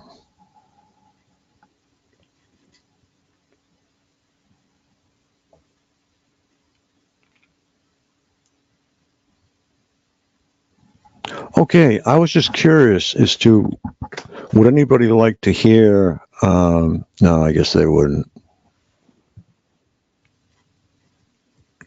I thought I was reading something different, but I guess I wasn't. Well, it sounds like you've got quite a problem there. And the first thing I would tell you to do is to clean that phone. Clean all your temporary internet files and your browser files out of it. Clean everything out of it. I'm not familiar with Android phones, but I am familiar with PCs. And if you don't keep them clean, they will let you down. Your browsers actually become full. I mean, even Google, they just won't hold anymore. And it'll slow you right down to a crawl.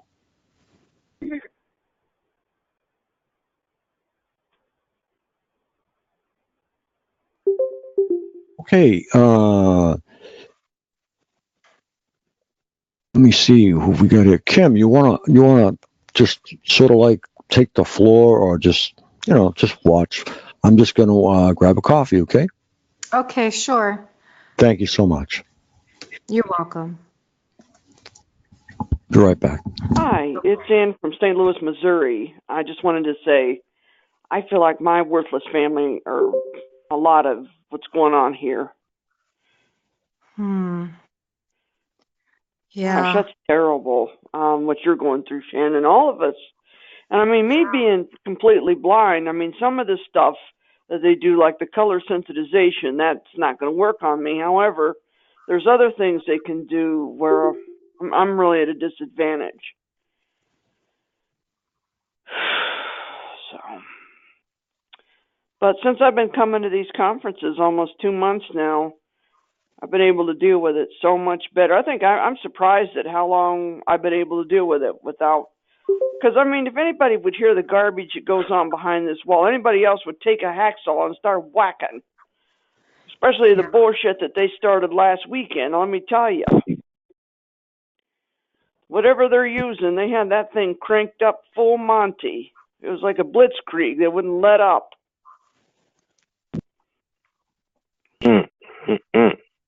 I think you're right. I think like the secrecy and the isolation that they try, to put on people by having families break up, tension in the home, marriages break up. They count on that. That's like part of their arsenal. Absolutely. Yeah. I mean, I just wonder how a lot of us TIs dealt with Valentine's Day last week. I know I wasn't. I hate Valentine's Day anyway, but especially since the war started, because that's what this is a war. You can't date anybody if you're a TI because you don't know, because that's one of their methods to their madness is they get you find a perp that's going to be nice as pie, and you fall in love with them, only to get, well, you all know. Yeah. What was so funny?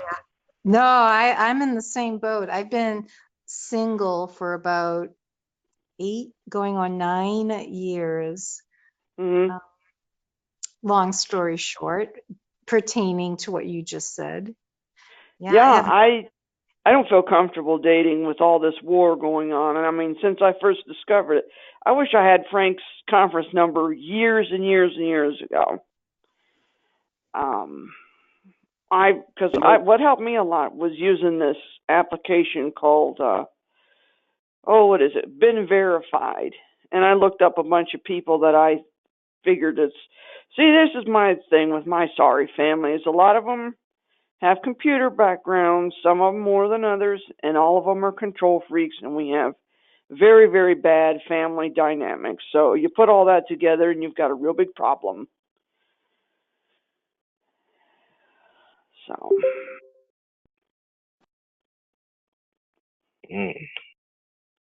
A very big I hate to be, can you hear me?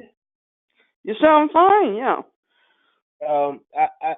I don't want to be any religious or anything like that but in my journey into this, I went into scriptures and read the Bible, and there is a passage that helped me out a lot, where it says I believe it was an experience that Jesus had in his journey, and I think there was something about how to say that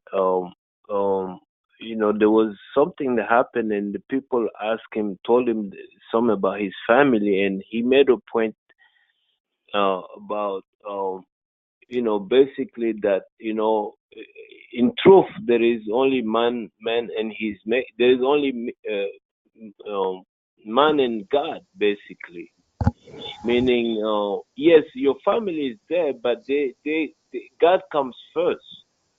And I think they're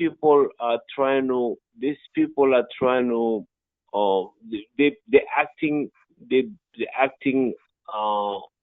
as gods, basically, They're claiming to be gods. They're taking the position of God, and doing so disturbing everything. Because on a regular, people might have problems with family. That happens. And but in our case, it's like it's blown completely out of proportion. And it's horrible, not only for the person that is for the target, but also for the family. The thing is, you're at odds at each other, and you enjoy staying there because how resentment works, and that just helps with the whole situation for the people that are setting this thing up. Absolutely, Yeah. and mhm. The whole thing, most targets will look back and realize that their targeting may have started a lot earlier than they think. The thing is, it started off with a smaller group of people, and then that smear campaign starts, which then reaches family members at some point who don't know Right. the extent of the background of what, like a lot of people get set up in situations with like just illegal situations, or they get put in these situations, when they're in frantic positions, trying to figure out what's going on, and they get set up, and their family gets told of these things that you've been doing, or even just the smear campaign of this whole group of people thinking you're one way and you're really not. So I mean, You're right. a lot of it, there's a lot of different stuff that goes into it.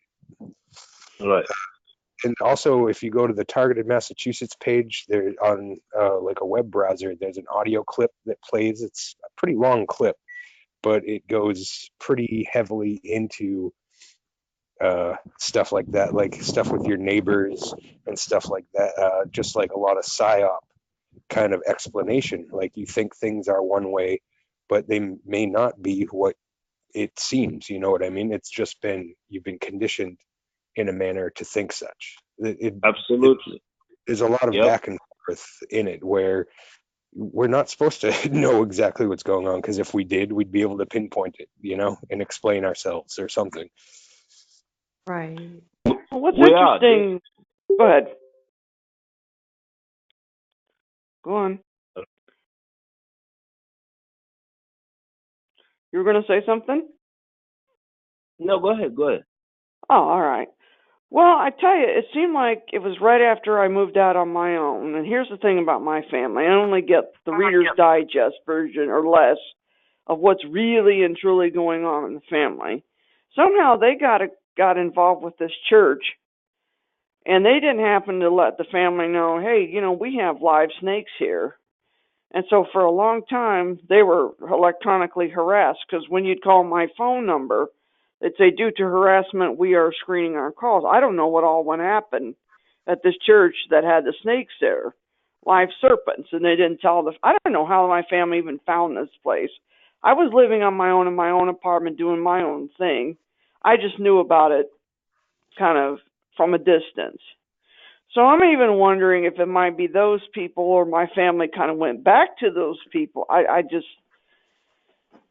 don't know, but been verified has been a real help to me, as I've looked up everybody that I'm thinking could be mixed up in this, and they give you.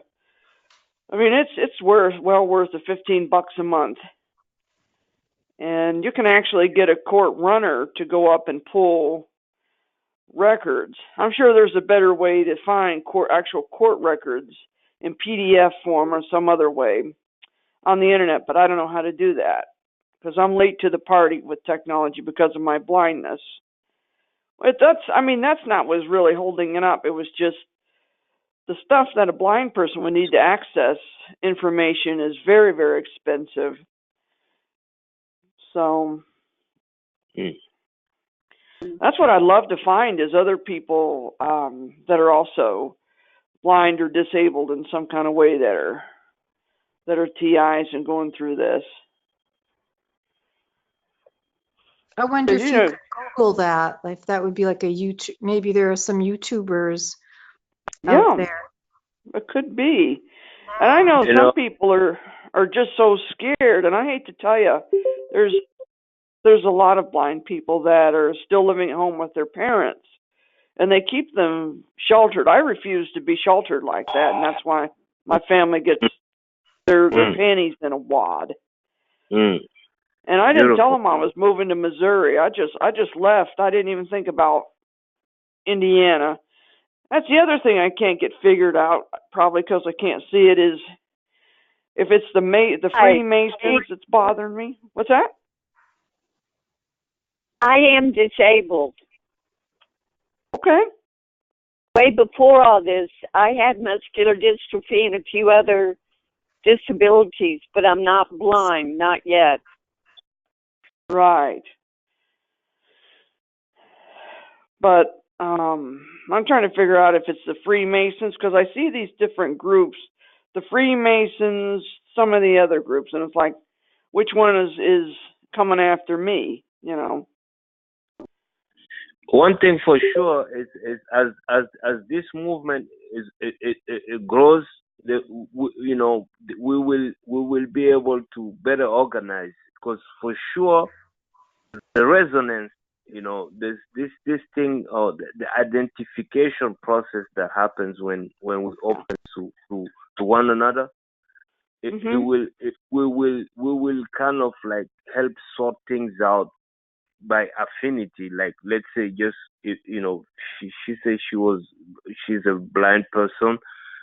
I'm sure, hearing another blind person's experience, she will, what you feel is, like the heart connection is will be will make a major difference in this thing, because we stayed isolated for the longest, and what it is we dried out, and now we need of like getting back into the flow and the juice of life, basically, and I'm hopeful that it will happen, because as the movement is growing, because listen, even though being single is not much of a problem, but come on now, this is horrible, because we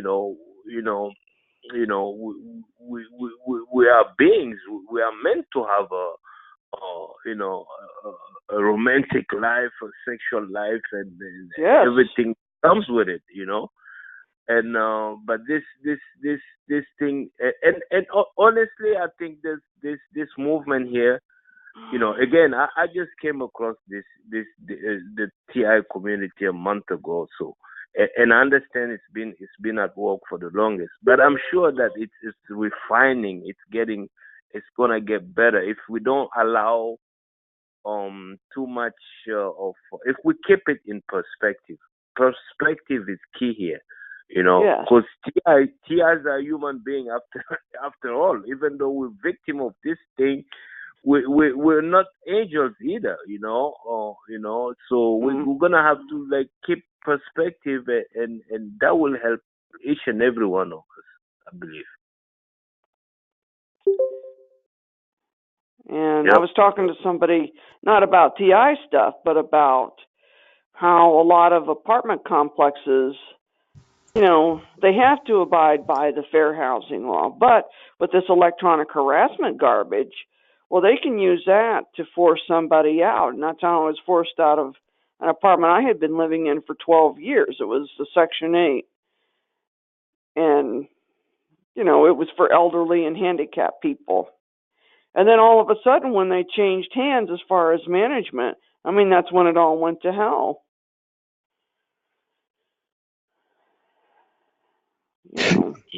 Management is everything. If it's mismanaged, you're going to see a bad situation. As I went to pay my rent in the office one time, and they told me I owed $1,000 in back rent. It's like, you've got to be kidding me. Because I pay my rent on time like it's supposed to be. And then they left me alone, and they were talking to this elderly gentleman. And they said, you know, you owe us $1,500 in back rent. What are you going to do about it? We're gonna sue you. And he says, fine, I'll just send me to the attorney then. So who knows what was going on behind the scenes? And that was in 2008. That's when things got really, really bad. The noise campaigns that aren't even to be believed, and I just got,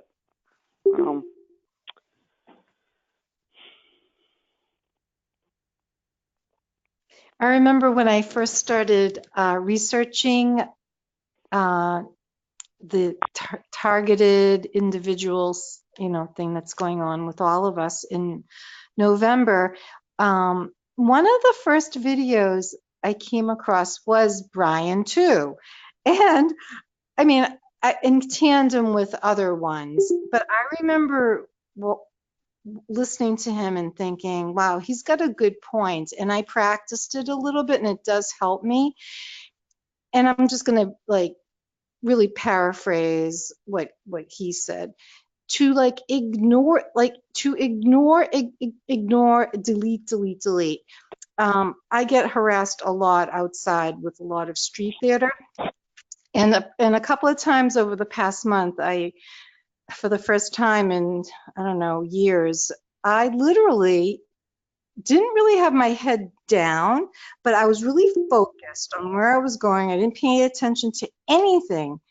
And I experienced a lot of liberation, a lot of freedom.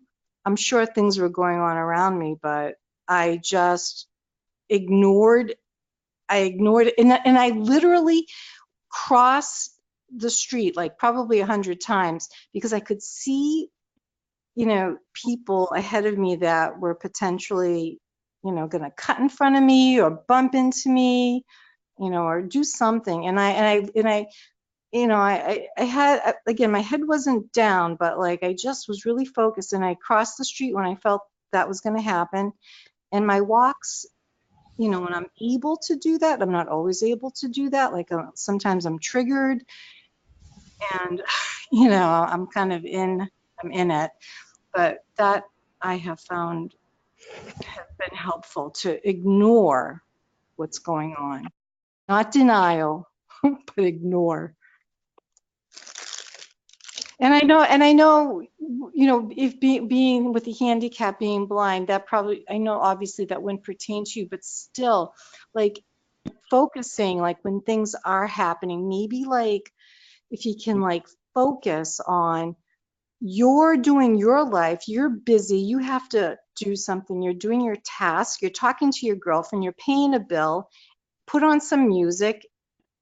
I've been doing things like that. And that was all about Brian too. I do a lot of other things in addition to that. But again, a lot of times I'm not able to because I'm too triggered. There are days I'm underneath my covers, scared. Well, you got to regroup. But yeah, I totally have been going along. I mean, I learned how to use an iPhone. I've been teaching others how to use an iPhone. Because it's opened up so many doors for me. I mean, that's why I found this group, actually. And that's the safest phone to use. Yeah, that's what I figured, because I thought somebody hacked into my iPhone the first time I was a rookie user and shut my speech off. I thought, oh, great, they've hacked in there. But I've talked to other people discreetly, because, you hear about stuff like that on the news. Somebody hacks into somebody's computer or whatever just to be stupid or whatever, and they say, you don't have anything to worry about. I mean, you can hack in anything you want to if you have the skills, but yeah, Apple products, they got you sandboxed in there pretty good from what somebody told me. Yeah, you're all set, because I've actually gone on to a bad site, and I have gotten a text from Apple that says, okay, go to your nearest Apple store, and your data has been turned off, and I've had to go to Apple to have it reset. Well, that makes me feel better. I have two-factor authentication on it now.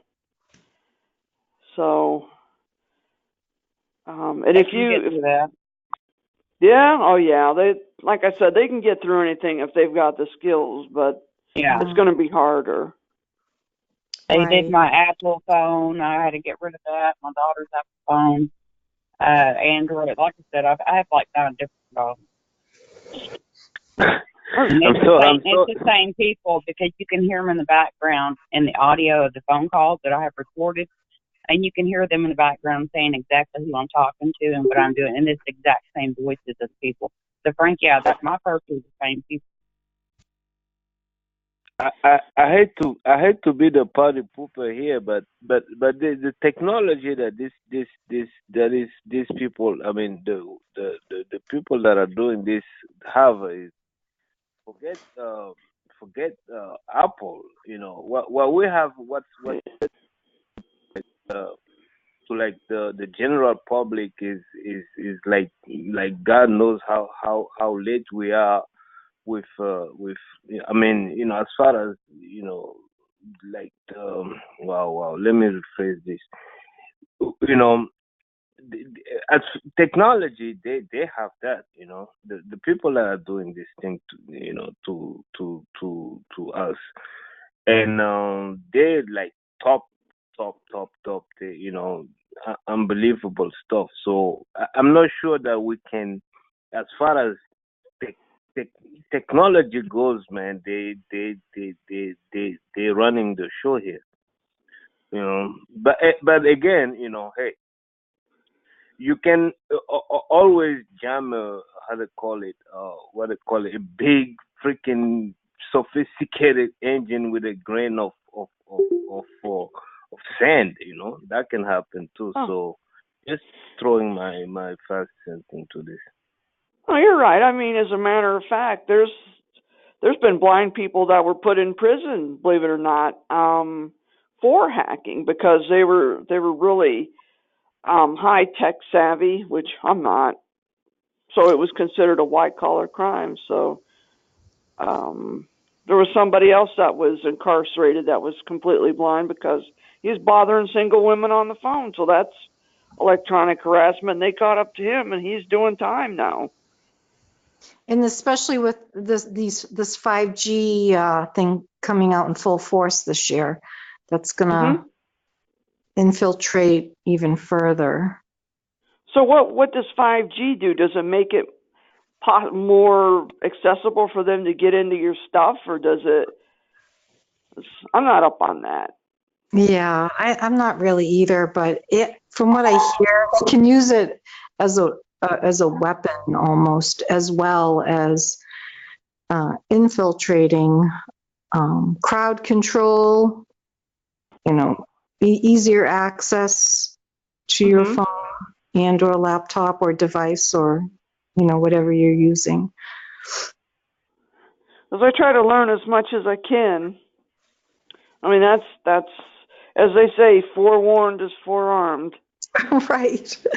Right. It just bothers me that they do this to these kids, even babies, because I was listening to a YouTube that somebody had a baby, and the baby was looking around like they were listening to something, and there wasn't any music playing, and they found out they were doing that to the baby.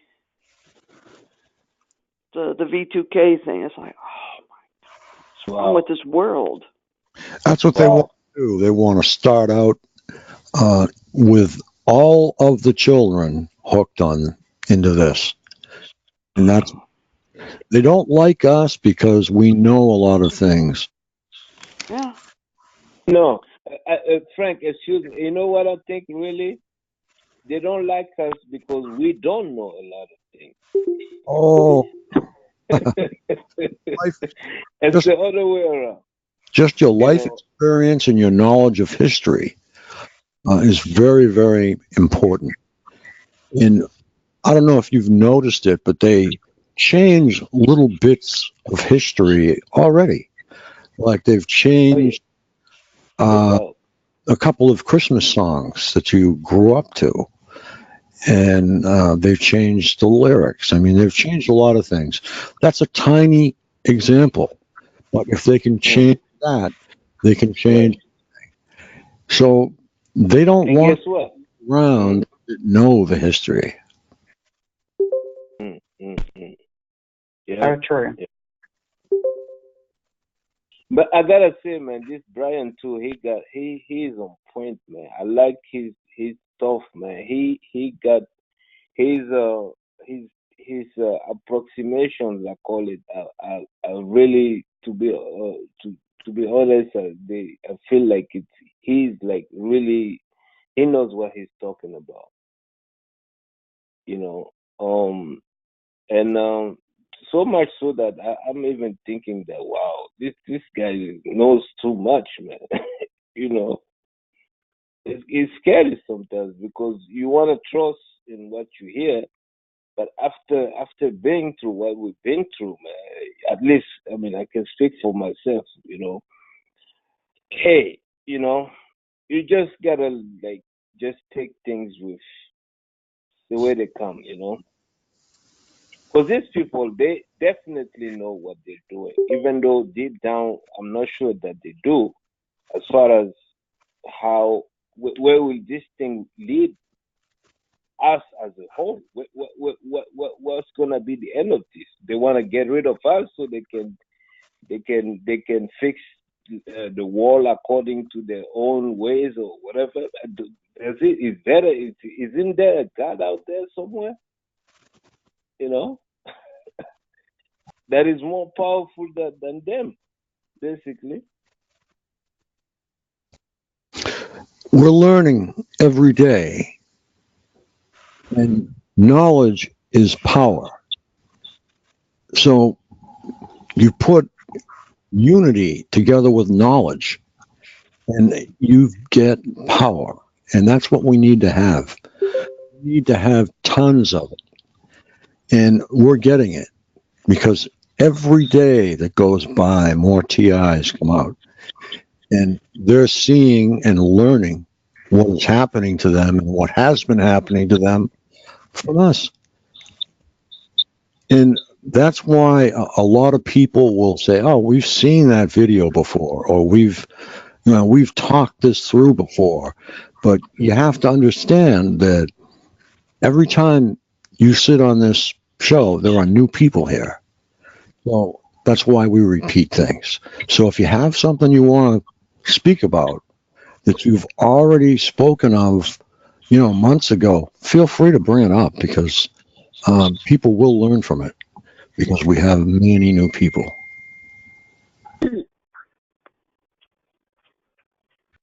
Frank?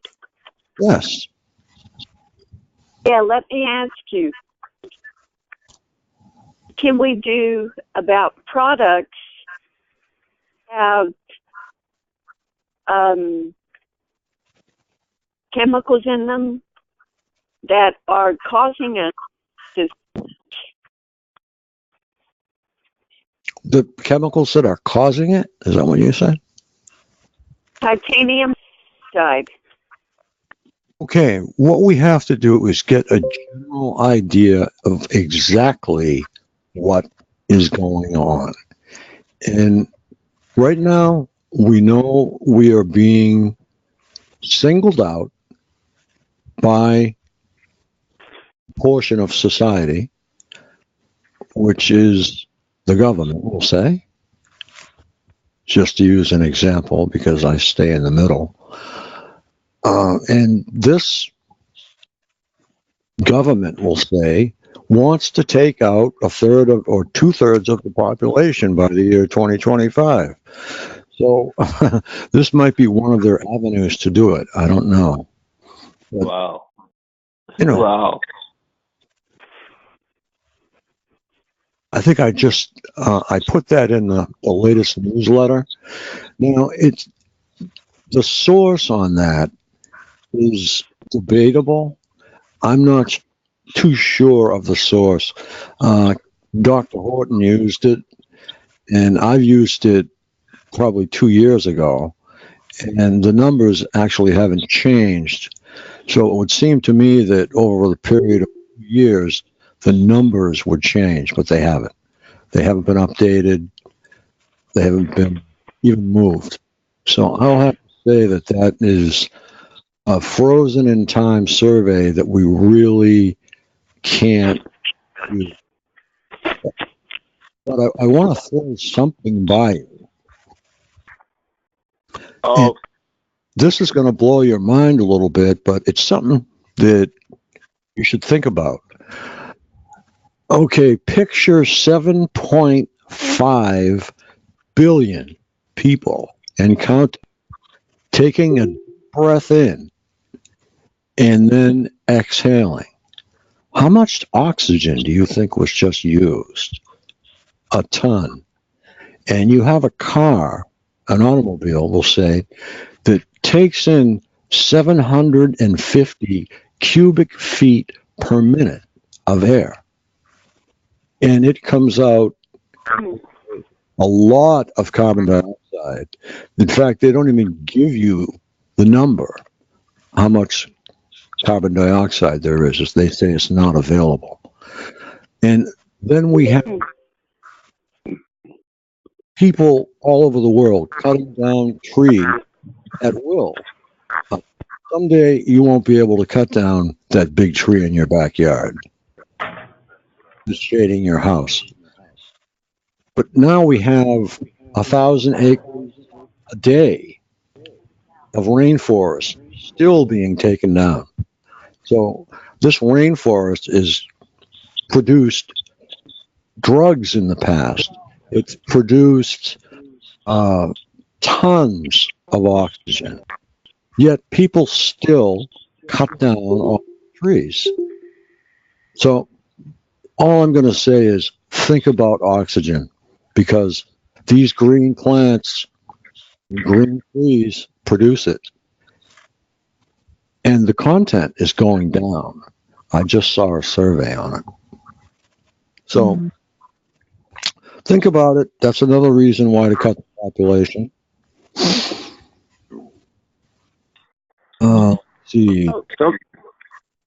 Another. What I mean, Go ahead. Go ahead.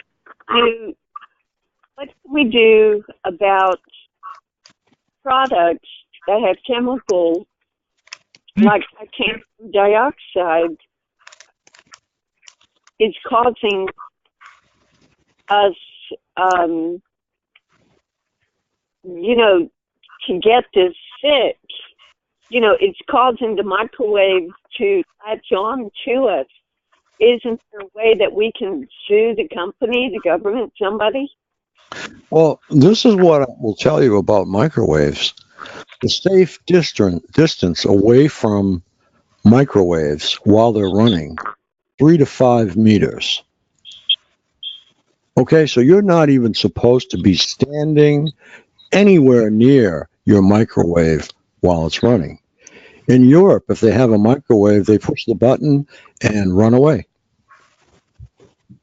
In the United States, people aren't even warned. Microwave, don't have one. Don't want one. Microwave is something that should be trashed out. It's going to cause you an infinite variety of cancers. It's going to cause, you might as well just keep on smoking cigarettes, because if you stand in front of your microwave, you're just going to fry yourself, because I guess even the best microwaves leak. So you're not standing in front of a little container that is holding all these microwaves. They leak out. So for future reference, 3 to 5 meters away from your microwave when you use it. That's not the kind of microwave I'm talking about. well, that's for regular people, but for us TIs, we have the microwave inside of us. We are being cooked everywhere we go. I'm just saying, people. I hear you. Yeah. It's not a different kind of microwave, Ludo, either. Microwave is a very overused term. There's microwaves that are a foot across, okay? They're still microwaves. They're just a different class. Okay. So I was just trying to bring up the point that, okay, if you have a chip in your hand, okay, and you go over to this microwave and turn it on, guess what you just did? You charged up chip. Now I'll tell you. wow. I'll tell you how that works. If you have a chip, you've just charged it up. There's a small copper coil. All right. If you hit a copper coil with any kind of radio frequency, that copper coil produces electricity. That's the principle behind wireless electricity. So, in this chip is a copper coil that feeds a small capacitor or battery, if you will. They both act the same. You call it a battery if you like. But it's actually a capacitor. And that energizes a small circuit board. So every time you go in front of the microwave, you've just charged it. So just something to think about. Oh.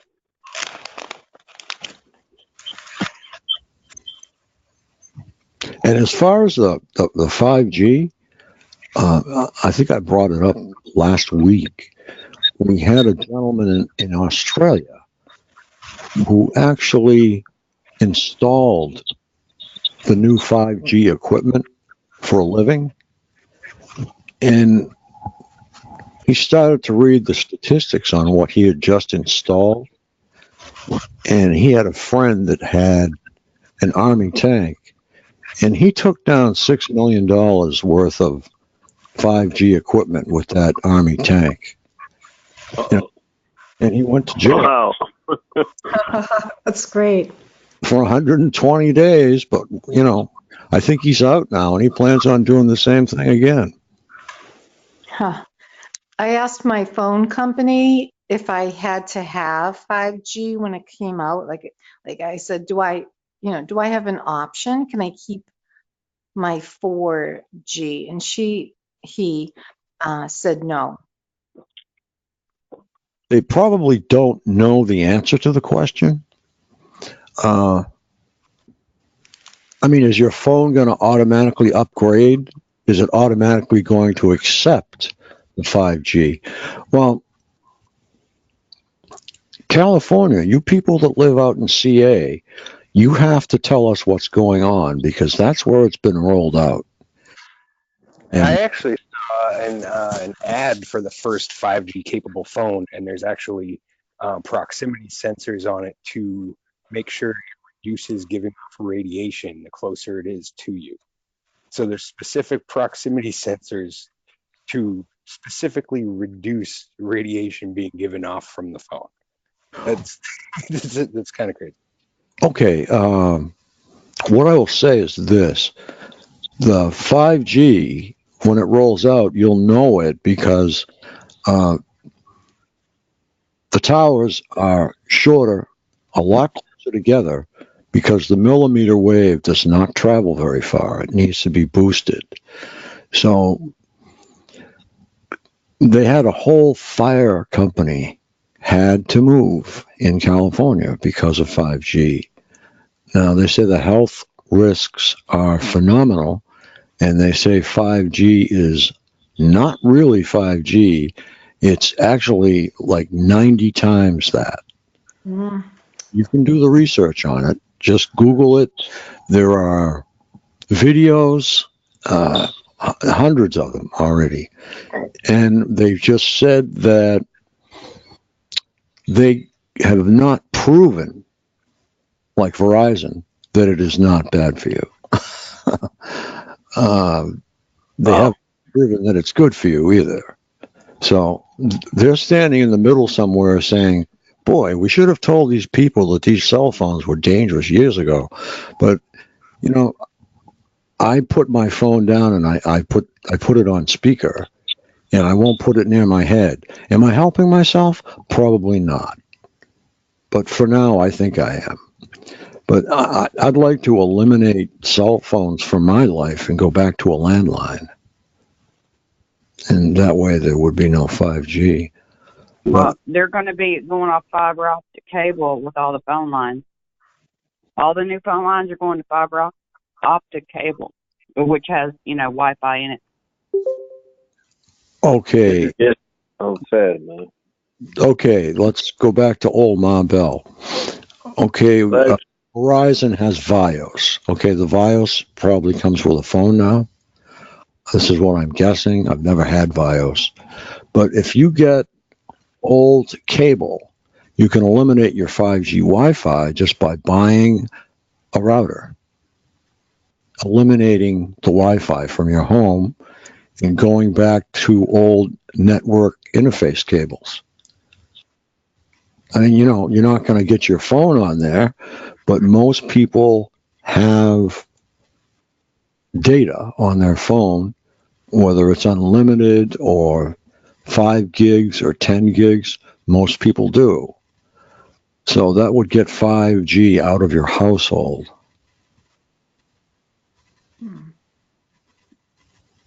But it is literally, it makes your microwave look like a toy. Your microwave runs off 2.47 gigs. But one question, sir. Now the people that are putting this thing up now, what do they? Don't they have? Don't they live among us? I mean, do they have like some kind of protection secret that we don't know about? I don't know. Yeah. Don't they have children? Don't they have families? And Yeah, and I think they become brainwashed by the large companies that they work for. And I think if you go in their homes, you probably will find routers and no Wi-Fi, and probably. So I've already told you what one guy did. He took down $6 million worth of their stuff. So he realized what he was doing, and he wasn't morally able to cope with it. So he dealt with it the way he thought that was best. Now, he temporarily hurt 5G in Australia, but he didn't stop it. Way to go. Yep. Way to go. I think it might catch up, man. It has to be stopped altogether.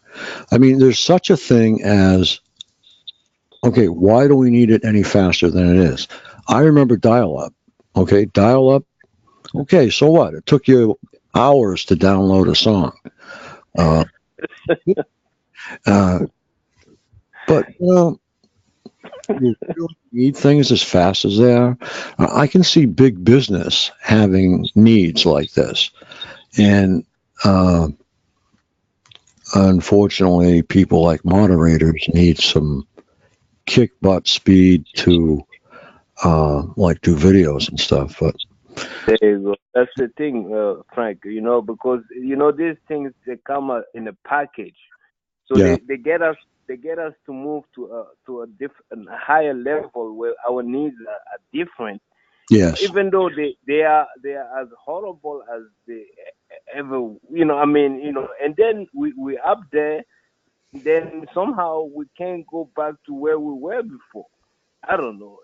We can, but it's gonna be a challenge. It's gonna have to be some type of concerted movement with a lot of brain power, so that we can figure out how to get ourselves out of this shit. Excuse my French. I'm going to go off on a little bit of a tangent here, and then I'll parallel here in a minute. But do you know why everything costs as much money as it does today? And you'll say inflation. Well, back in the 60s, moms, and 70s, mothers decided to go to work. Okay? And the government could not stand the fact that families were saving money. And they were able to put their kids through college. They were able to do this because now the mothers were working, so they had 2 paychecks. So what did they do? Bring up the price of houses. They brought up the price of automobiles. Now automobiles are 10 times what a house is back then. A house on the water in Massachusetts averaged $8,000 back in the 60s. Now, I didn't buy it. My parents did. But it's crazy. The prices that have actually resulted from moms working. So it's too bad we couldn't go back the way it was. But, everybody deserves to do exactly what they want to do. Because, after all, we live in the free United States, right? Wow. Is it free? So now the end result is moms have to work now. And obviously, it was for a while. They even had a sitcom about it, Mr. Mom, because he decided to stay home with the kids, and she worked. Can't do that anymore either. So there's no Mr. Mom anymore. So everybody's got to get out and work. Pretty soon, as soon as your child reaches 15 and he has papers, he'll have to work to support the household. And so it'll be a 3-paycheck household. Who knows? Who knows? I always thought that was, even when I was little, I felt it was wrong. And now looking back as an adult, I'm 60 years old now. I see it as a fracturing, of the family dynamic, and I feel that's the overall prescription, so to speak, that they're trying to put on us as a whole by fracturing, the family dynamic, making us weaker. Well, their whole idea was to target the middle class. They have successfully targeted and destroyed the middle class. Isn't that amazing? My father said they didn't do that. And so they've taken the middle class apart. So now you have the very rich in a gray area, for lack of a better word. Because only like my daughter and her husband are now in the gravy days, is what I'll call it. They're both working, they're making exceptional money, and what they're doing with it, I don't approve of, but they're buying everything and they're having a good time. And then they're going to hit something else called, oh, wow, we don't want to hire you. How old are you? And I'll give you an example. My best friend's wife worked for Prudential Life since high school. And when she hit, I think 45 or something like that, they said, oh, well, we're downsizing. Sorry. See you later. So you can see what they try to do. They don't want people with experience. They want to be able to train people the way they want things to happen now, not the way it was then. So they took an office manager who was there since high school and canned her for somebody who was younger and basically knew nothing, we'll say. Wow. Right. Wow. It's like a crime. Yeah, it is. It is. And then you add in computers, and you've got computers replacing everybody. So we got mom and dad trying to work and computers taking all the jobs. How about that? First people hit were banks and the United Auto Workers. The United Auto Workers have just about given up. They've got machines that do everything. So this is another way that we have been targeted. Now I'll try to bring the power back to where we were. So we're being targeted in two areas. The middle class has been shot out from under our butts, and now we are dealing with this kind of targeting. So all for the same reason. You have to think about that. It's You know, like, the target. Yeah. go ahead, sir. Go ahead.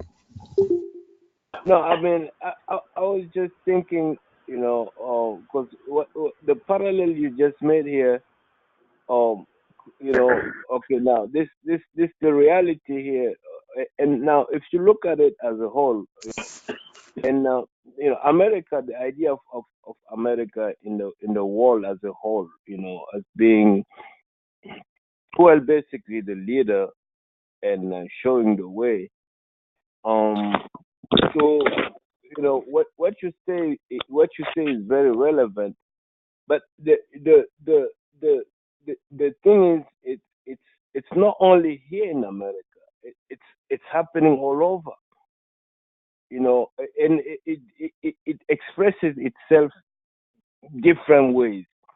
You know, according to the environment of the place. You know, but the one thing that is for sure common to all of this is basically the intention behind all of this crap. I mean, it can't just be men. I mean, people being bad or people being this and that. This is strategical. This sounds like something that's been at work for the longest with intent.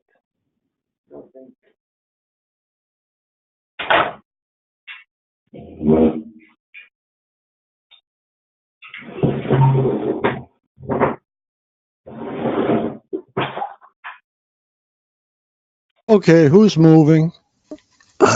Somebody's getting comfortable. That's not a problem.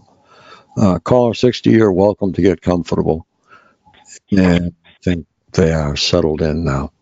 But yeah, there's a lot of different stuff going on. A lot of life changes happen for everybody. We just have to hold our flag up because our flag is immediate. Our flag's going to get shot down immediately if we don't keep it. Hey, caller 60, you're blowing my mind. When you get it straightened out, just unmute. Yeah, so we have to keep holding our flag up because it keeps getting shot down by everybody. Okay, you guys are crazy. You know, I haven't met people that are crazy. I've met people that have been frantically affected by something they don't understand.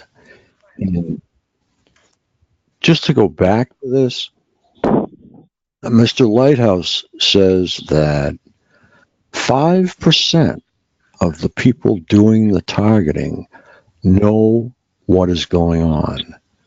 The other 90% don't know what is going on. They think they are targeting real terrorists. So, Okay, can I interject something before? You certainly. So, just to follow that train of thought, if they think that perp or whoever it is that say I'm a terrorist, so they're with me for say days, months, or years. I mean, obviously I'm not. Like, how could they? Do you know what I mean? Like, how do they benefit? No, how you would eventually figure out I am not a terrorist. Oh, exactly. I think that gradually that 90% becomes part of the 5% and mathematically becomes another 100% culling group, if you will. Wow. They rotate them out? Well, I think they all become addicted to this and they just can't stop. I think they take their call numbers and everything. We'll just say that they are government. They take their call numbers home and they go back to the government site and they keep doing it because they can't stop. Even though they know differently that the target is not a terrorist? Yeah, I keep going back to this same study that was done. It was just done with two people. One guy strapped to a chair, hooked up to leads in one room.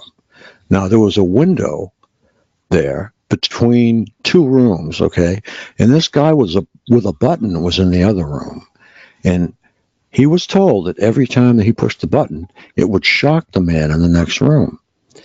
And to make a long story short, they had to take the button away from the guy because his eyes were glazing over and he was so happy with this new game that he found.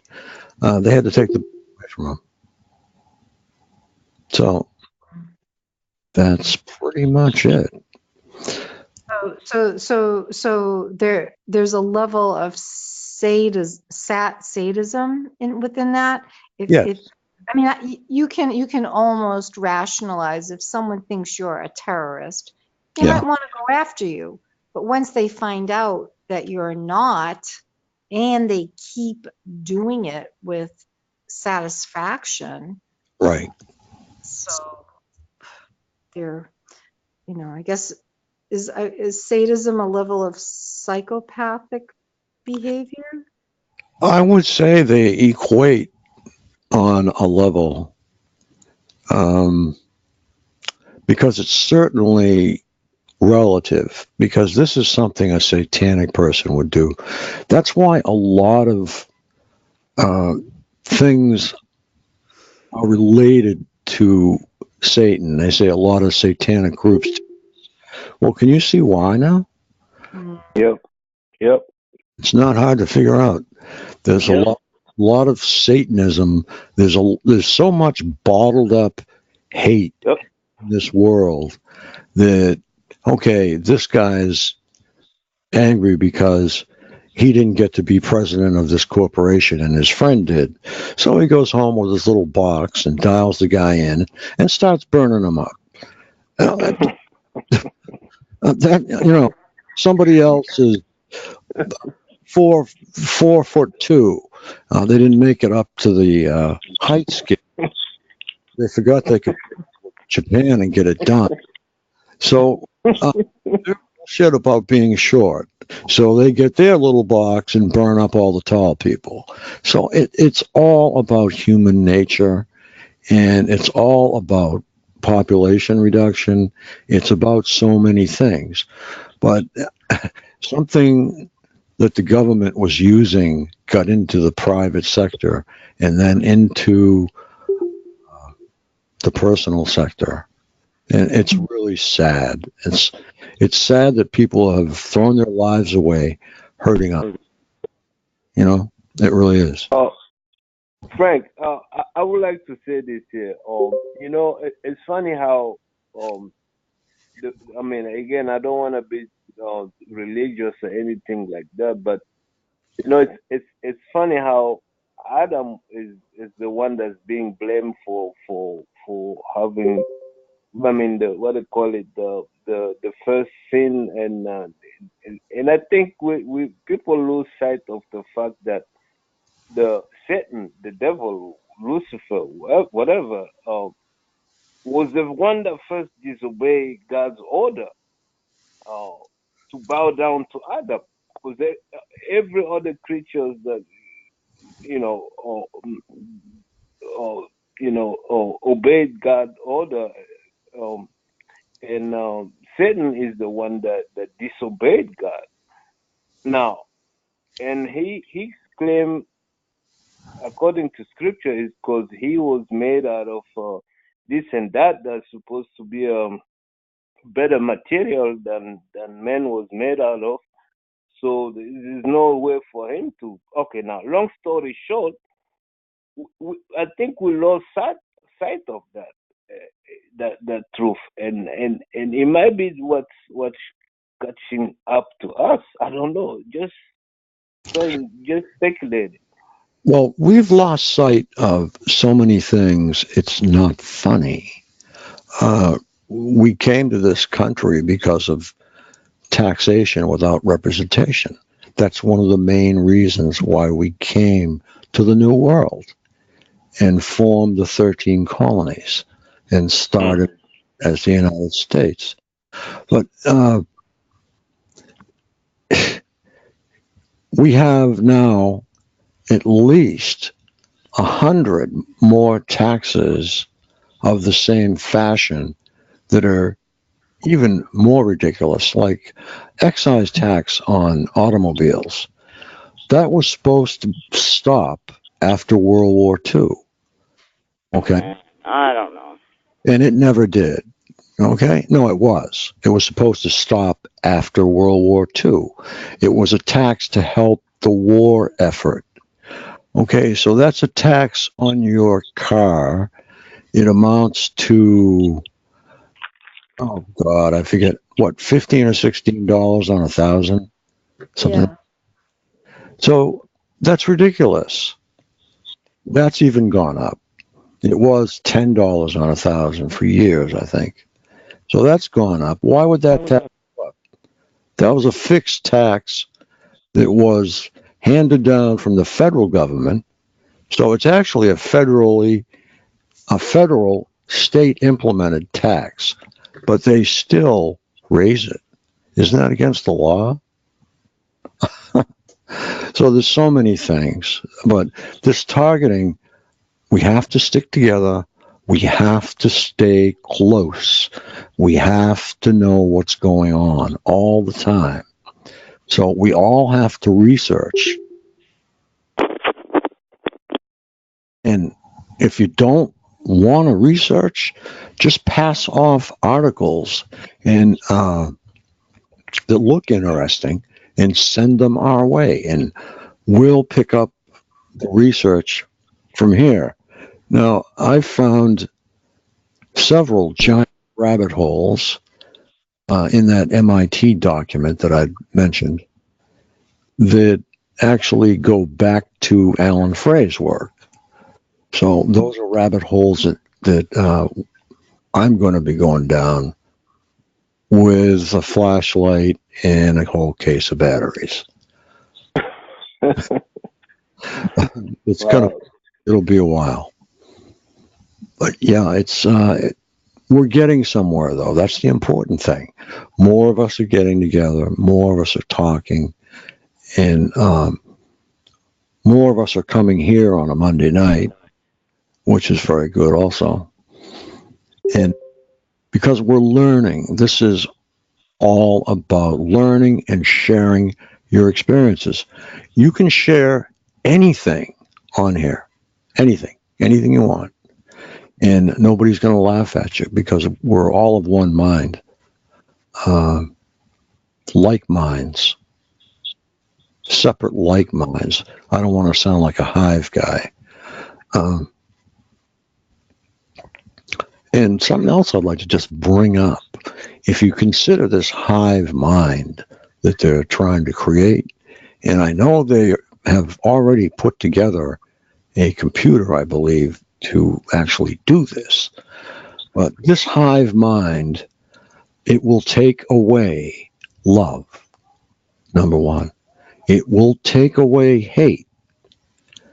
It will take away competition. It will take away your will to want to live.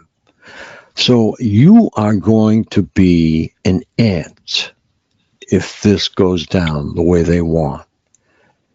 And you'll be told what to do, and you'll automatically follow the orders, and you'll go home.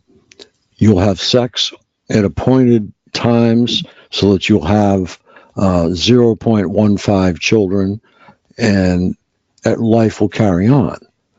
But there won't be any football games because there won't be any competition. No football games. You will work.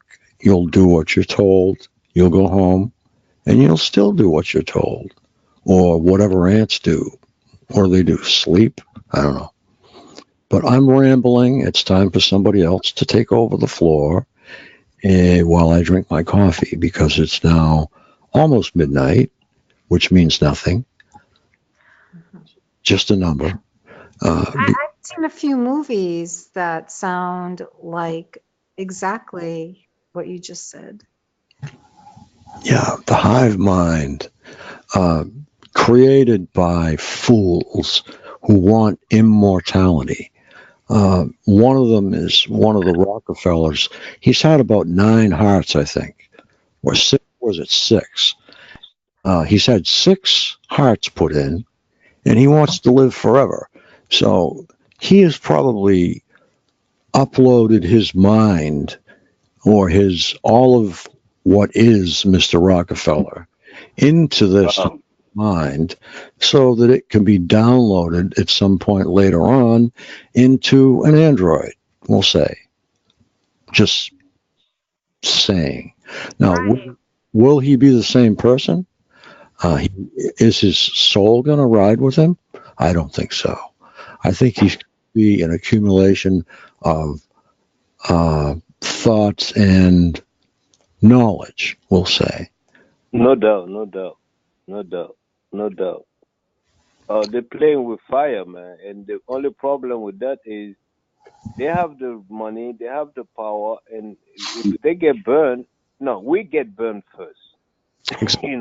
So that's the way it's put, I guess. We get burned first.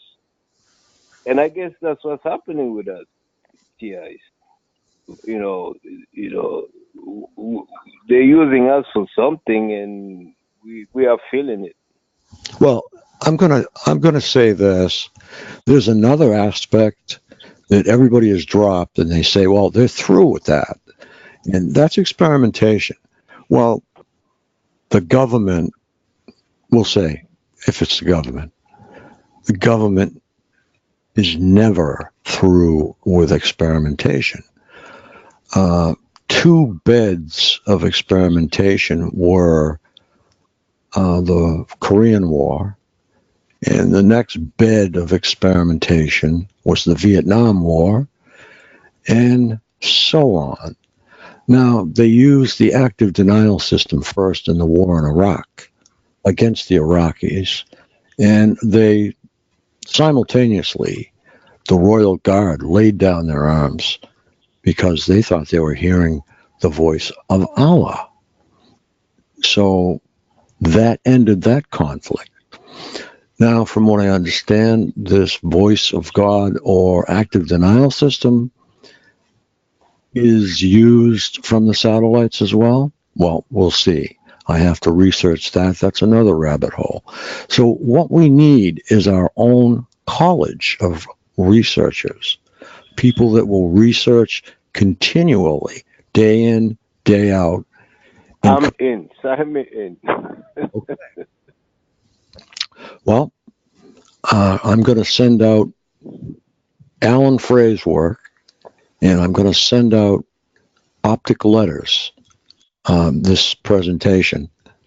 And you can look at these 2 documents, and you can relate them instantly, and research all the little links that are everywhere, and see what you come up with. Just an idea. If you want these letters, just send me an email, put in the subject line optic letters, and you'll get both Alan Frey's work and optic letters. And my email address is frank@targetedmassachusetts.org. I'm in. I mean, at this point, by being a targeted, our spectrum has been reduced in a way into basically with force at finding the truth that will set us free. Basically, we are compelled. You have an advantage because you have lived in how many countries? And this is life experience. Yeah, 3 continents, yes.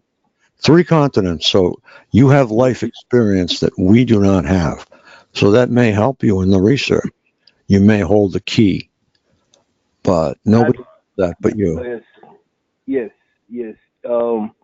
You know, well, the key, honestly, the key is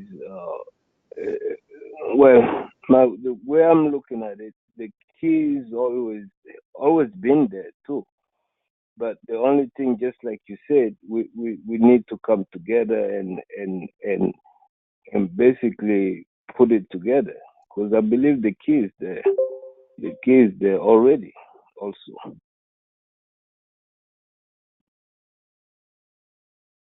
Yes, now we have people like Robert Duncan, and he has many of the answers, but he won't or is not permitted to let us know what's going on. And I was talking with Kim today, and I told her Robert Duncan has the answers, but he won't.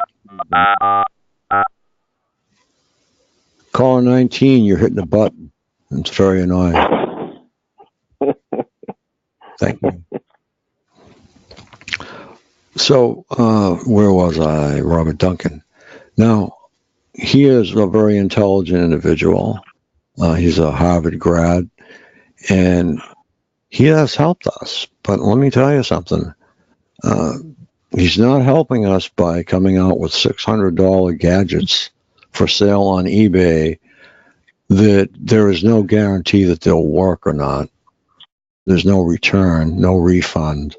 It's just a $600 product that's for sale on eBay. If you go to Targeted Massachusetts and go on the archives, you'll find it eventually. But yeah, I save all the news pages. They go in the archives. The news section is empty right now because I am trying to decide what to put there next. So I think I'm going to devote it to things that are happening with TIs. Of course, that's for the events section. But we have thousands of TIs. Write to me. If you have news, you think it's newsworthy, we'll get it in there. And it'll be up there forever. Or as long as that site stays up there. But there's a lot of news there. There's a Dr. Galome in University of California, San Diego, who has many ideas, and she has already stated publicly that the events of Cuba are basically the same as the events that we are going through. I have her papers are actually on targetedmassachusetts.org to read any and all of the diplomat newsletters and news articles are all there. So I'm going to have a cup of coffee, and Kim, your mic's open and you do a fantastic job. So I'm just going to leave the floor with you for about 5 minutes. Is Okay. that all right? Yep. Okay. Thanks. You're welcome. Hi there. It's Ann in St. Louis. Quick question. Yeah. Does anybody else's perps indicate or say or just somehow give you the idea? Like mine are telling me, now look, I live in a bad part of town, you know, and they're talking like I'm living in the lap of luxury and have no right to live that way. It's like you all are out of your mind. What is that supposed to mean? That I'm not supposed to have knowledge, and I'm living a life that's too decadent. Are they high or something? I don't know. It's just They're hitting, yeah. This is what I've read, and I believe this is true because they do it to me as well. They hit you the hardest at your weakest link emotionally. Like they know where you're weak in your thinking, your feelings, your viewpoint, and they'll go after that. Like, for example, they know that I hate noise and rowdy people around me. I get street theater and gang stalked around that all the time. Mm-hmm.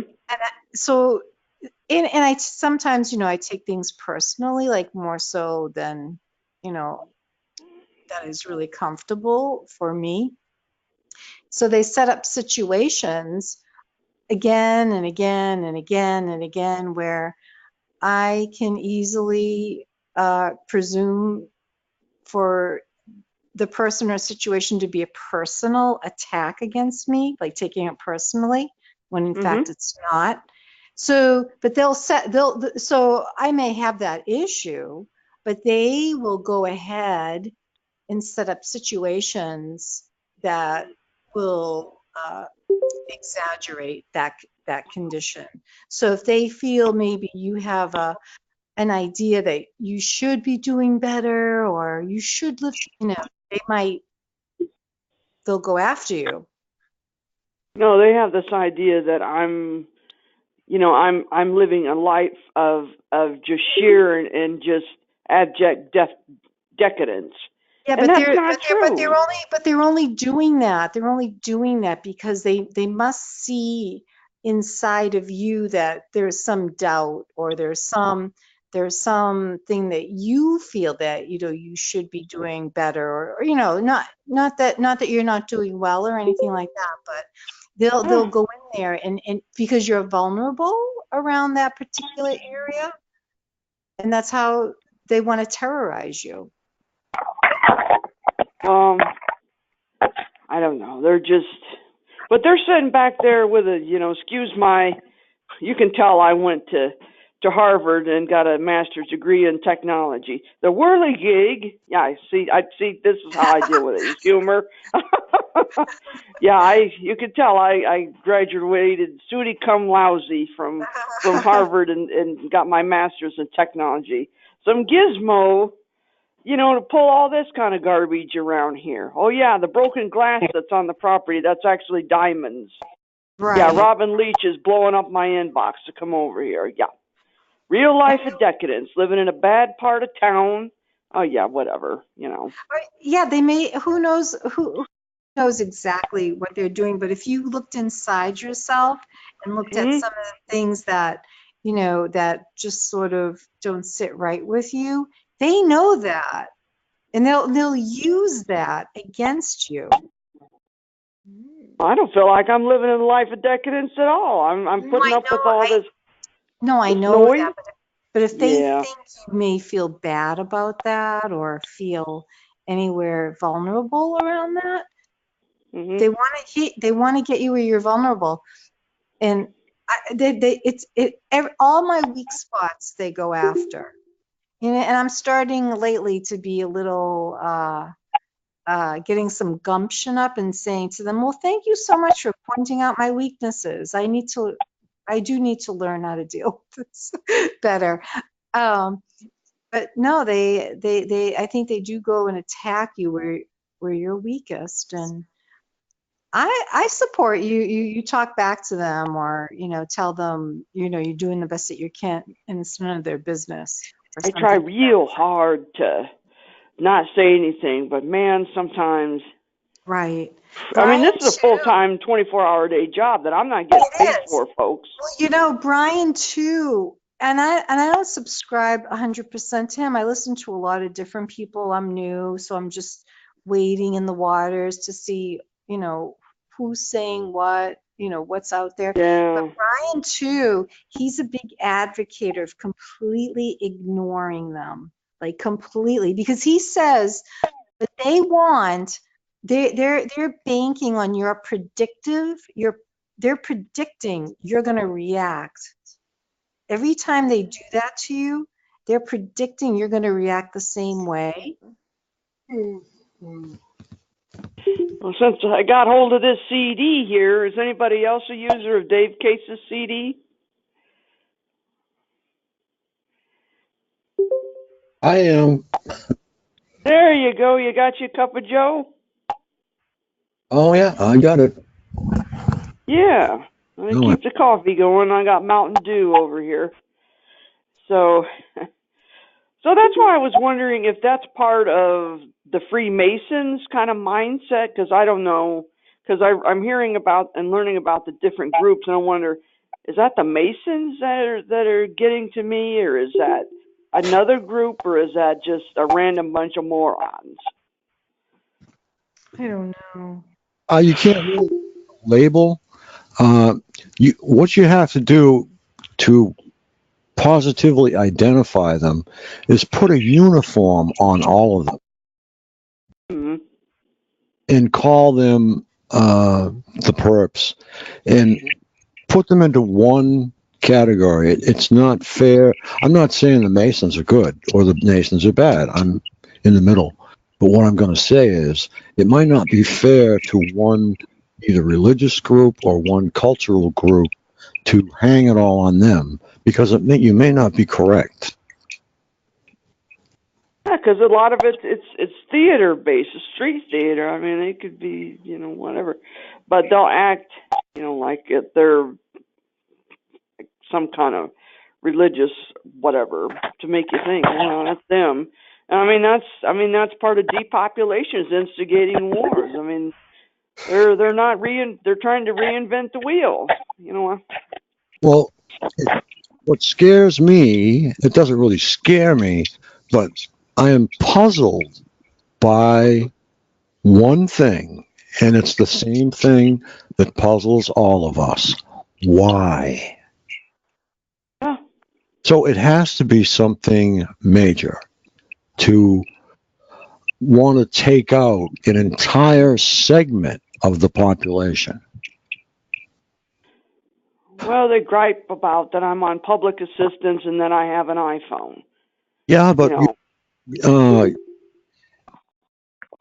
that is your what's the right word here? That's your entitlement because you are a United States citizen. Now, I'll tell you people who aren't entitled. The 100,000 or was it 250,000 immigrants that are now getting the minimum Social Security check, which I don't know what is, that have been dumped on us. So what do we? They don't do that in other countries. In Russia, get a job or get out.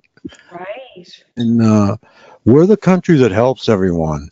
And I'd like to think that they would pitch in and give something back.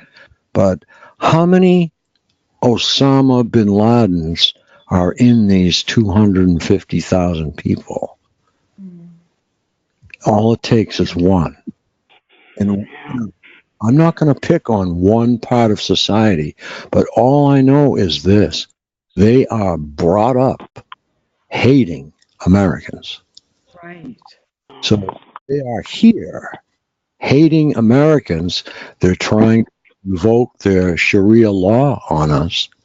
They tried that in court, and the judge said, this is the United States. We have our own law. If you want to live here, you will have to abide by our law. So, They're already practicing. There have been documented over 2,000 cases in the past 5 years of that female genital mutilation, FGM, in the U.S. Yep. So you can imagine, how many God. really, so how many were actually performed. I mean, that was just what was reported. Okay. And then, Kim, you have to add the murders that have probably happened because a woman shames the man in these foreign countries. I'm not going to name. Sometimes they're soaked with gasoline and burnt right there. Right. What do they call them? Honor killings? Yeah, it's honor killings, right? Well, no, we couldn't live there because we'd be forced to intervene, and we'd get in a real whole lot of trouble. I would if I lived there, I'll tell you that. Because what would you do if you saw somebody in the United States pour gasoline on somebody and light them on fire while they were running away? Wouldn't you take that person apart? I would. You bet. You'd have a whole bunch of somebodies working on that person. That Yeah. person would not get by. Right. No. But anyway, it takes all kinds. But as far as the perps go, I am really at a loss to come up with whose satellite is doing this. That's what I want to know.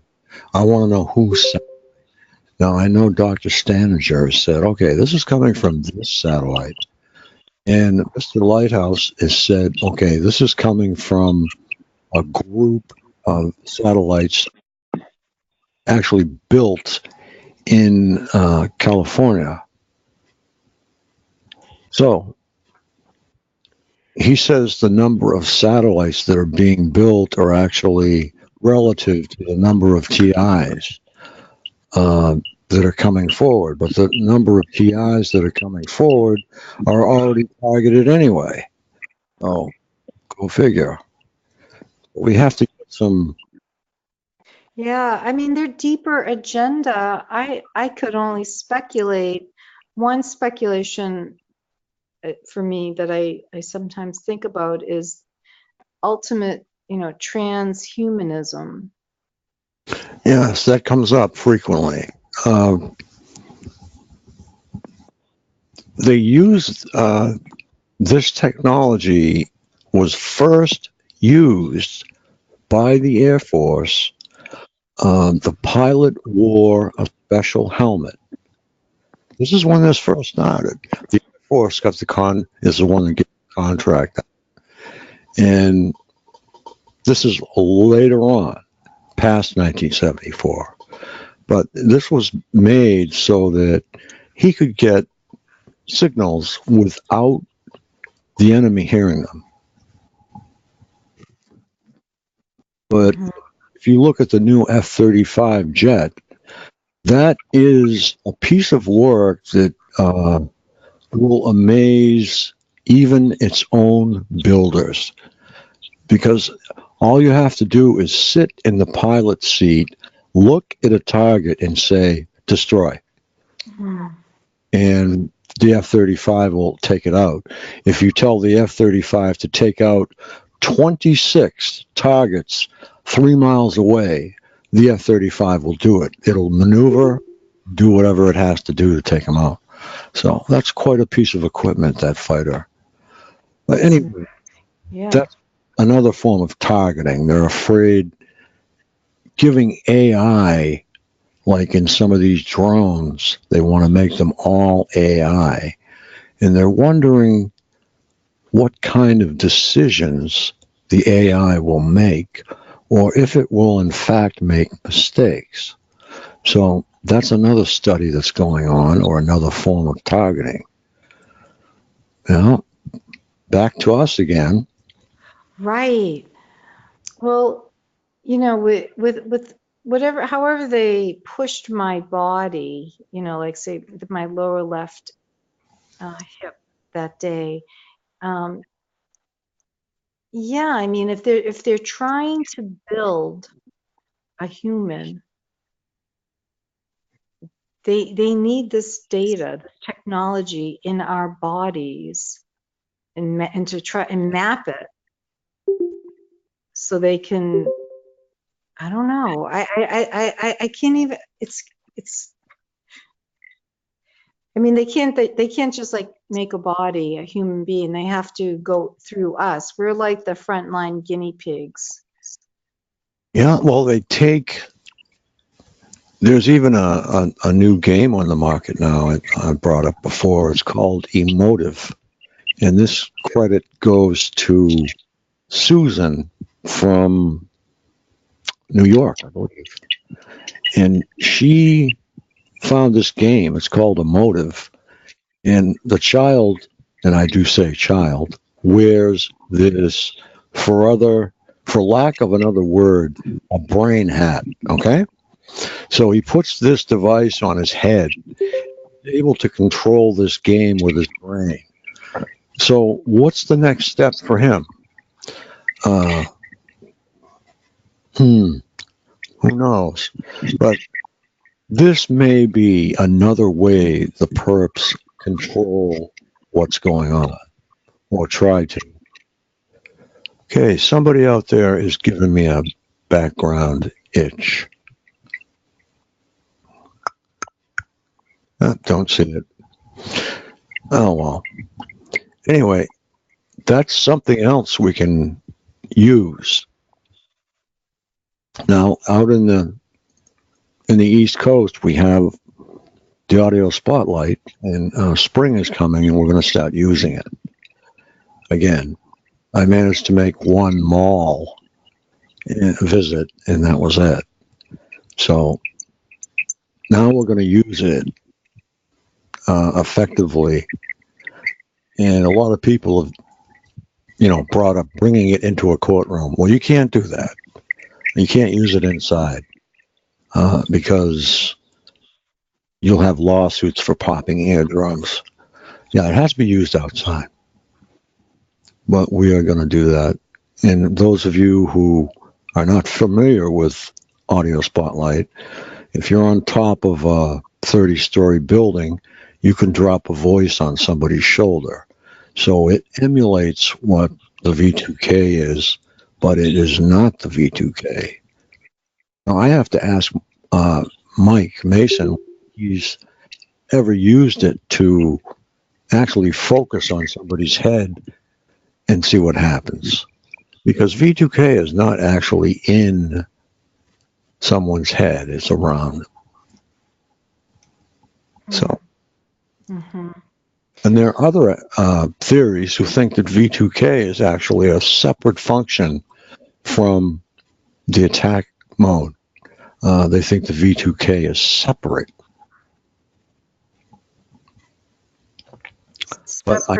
Separate from what? Separate from the attacks.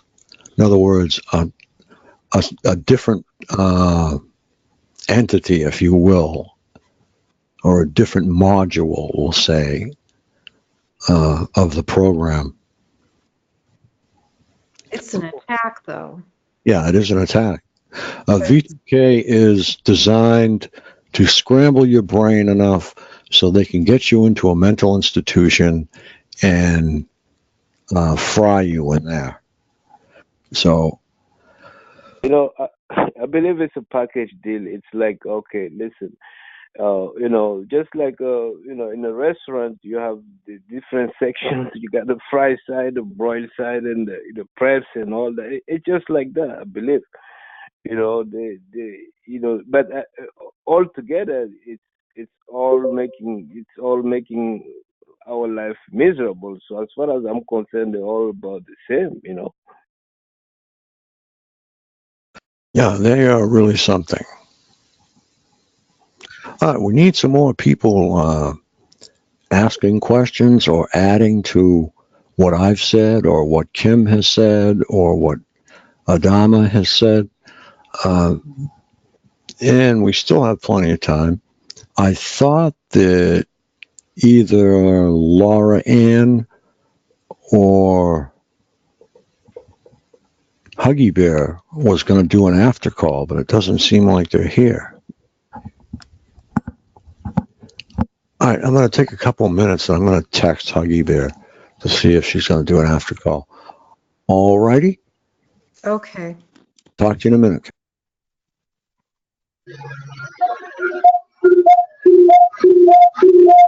Hi, it's Ann in St. Louis. Who's the lady that says she's just now learning about her targeting? Kim, right here. Oh, where are you from, Kim? Oh, well, I was born and raised in Boston, and Okay. I work in Boston, and I live 30 miles north of Boston. I gotcha. So I've been going through this I'll be 46 in a few months. And so I just put down in my introduction on these groups 10 plus years because, I don't know, it seems like since 2005 and beyond, well, that'd be more than 10 plus. But I don't know, things really picked up in '08, so that's why I put 10 plus. But you know what, as I'm reading more and researching, I started researching, getting brave and researching way back on Facebook. I thought Facebook isn't going to have anything about this. It's like, oh man, this is really happening because there's like quadrillion groups about this kind of stuff. Really, on You know, Facebook?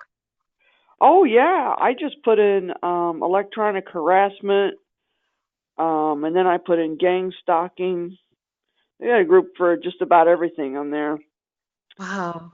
And that's how I came to know Frank. I've been here about 8 weeks, I think. So it was the day after Christmas, and there's two people I'm kind of worried about. Maybe the rest of you might know what happened to them. Is James, The guy that was in jail or in that. he went to court a couple weeks ago, and then I haven't heard from Nikki in the longest time. She was in the hospital the first night I called in here, which was 26th of December. And I was really concerned for her because that's what happened to me is they got me so messed up that I was kind of railroaded under duress to sign myself in because you know how the way they do to you. You're just so tired and fed up. It's like, screw it, you know. And, you know, I was in there, you know, for 4 days at $7,000. Oh, I was so steamed up. I wish there was a way that I could lose that type of insurance out of my health insurance, because I think they're wasting it, and I think the powers that be that are over that they need to get on these people and say, look, you're putting people in here who don't need to be here, because all he put on, because they have to mark something down or they're not going to get paid, and all he put was insomnia. He didn't put schizophrenia, he didn't put schizoaffective, none of that. Because I told him what was going on with my eyes since I lost my sight. I see this phantom light constantly, and it is so bright it keeps me up nights. And I shouldn't have had to go to that department of the hospital to get that treated. They should have put me up, either sent me to an eye hospital or put me on the medical unit to treat that. They dump everybody in the nut house for. I don't know. That just grinds my gizzard too much.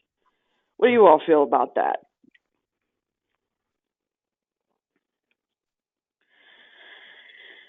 I don't know, hospitals, I mean, I respect them to some degree, you know, for emergencies and if I had a broken leg and so forth. But I try my best to do a lot of holistic medicine on my, you know, just my own treatments, or I go to a holistic, I'll do acupuncture, different things around holistic. But I tried, hospital and doctors to me are scary. I mean, the same here, because I've had fibromyalgia since TMJN, fibromyalgia and related illnesses, since '01. But I'm finding out as I'm researching, I was probably radiated, because a lot of stuff it's not making sense. Because I was freezing cold when it was the middle of the summer. I remember calling my mother up on the phone when she was alive, and it's 90 degrees outside. I'm asking her for a quilt.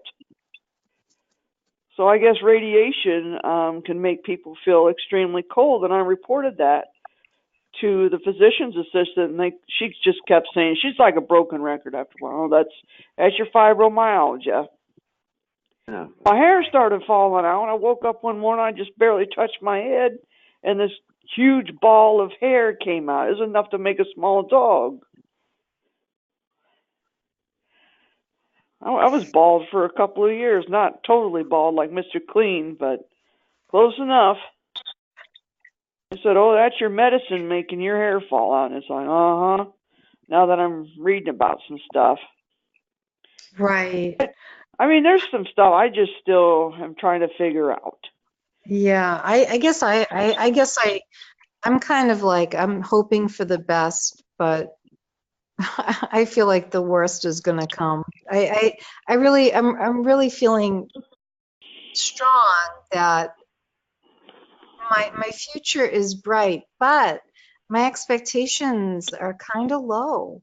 I feel they can put on any illness towards me and or induce a stroke or heart attack. I'm there. I get it. Yeah, Or, and or they say, make me go bald, or I don't yeah. know, anything they can do.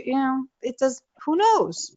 Boy, and so many diseases mimic each other. And one time, I think I'm being experimented on, just to be blatantly honest. You don't have to go to a university hospital to have that done to you.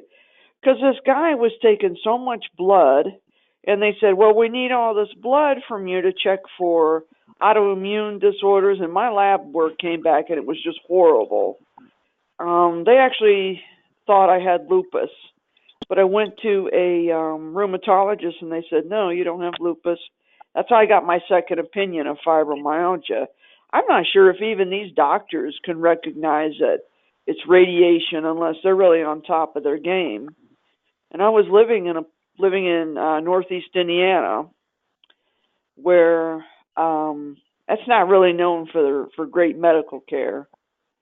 If you have anything that's kind of complicated like that. I even wonder that's how I started losing my eyesight, because I have retinitis pigmentosa. Right. And it's just interesting, because I lived in a government house. I wish that show Strong Medicine was still on, because there's a lot of stuff I think back to, and a lot of those episodes would relate to what we're talking about, because they had the same thing, where it was those people actually won, a sizable settlement, each and every one of them, that did a class action suit because they sprayed chemicals in there for the bugs, that you can have, and it was all carcinogenic stuff. Everybody was getting sick all over the place with strange illnesses that most of their doctors couldn't get figured out until they went to this one doctor, on Strong Medicine, which took place in Philadelphia. Mm-hmm. Nice show. So she figured it out. What's They that? say, I've heard, I've read, I haven't done a lot of research on this, but a lot of doctors and others in the medical field are in collusion with I know, it's. Oh, you're right. You are. It's like you can't make this up. It's like, oh No, my you God, can't. are you kidding me? So yeah, I mean, it's hard because you don't want to be paranoid, but No. it's. You got to be willing to. What a lot of people don't understand is they have the right to question, because they keep forgetting the doctors work for them, not the other way around. I mean, whose idea was it to get that the doctor could fire you for asking too many questions and all this kind of noise? It's like, what is wrong? I tell you, there's times I wish I didn't have any health insurance, to be perfectly honest with you. I thought I'd never say that, but from what I've been seeing, through all this stuff I've been going through, I mean, I know somebody that took a whole bunch of her psych meds. All they had was straight Medicaid. And they texted somebody. They said, I took all these pills. I want to die. And, of course, they got an ambulance over there. She's taken to the hospital. They sent her home the next morning.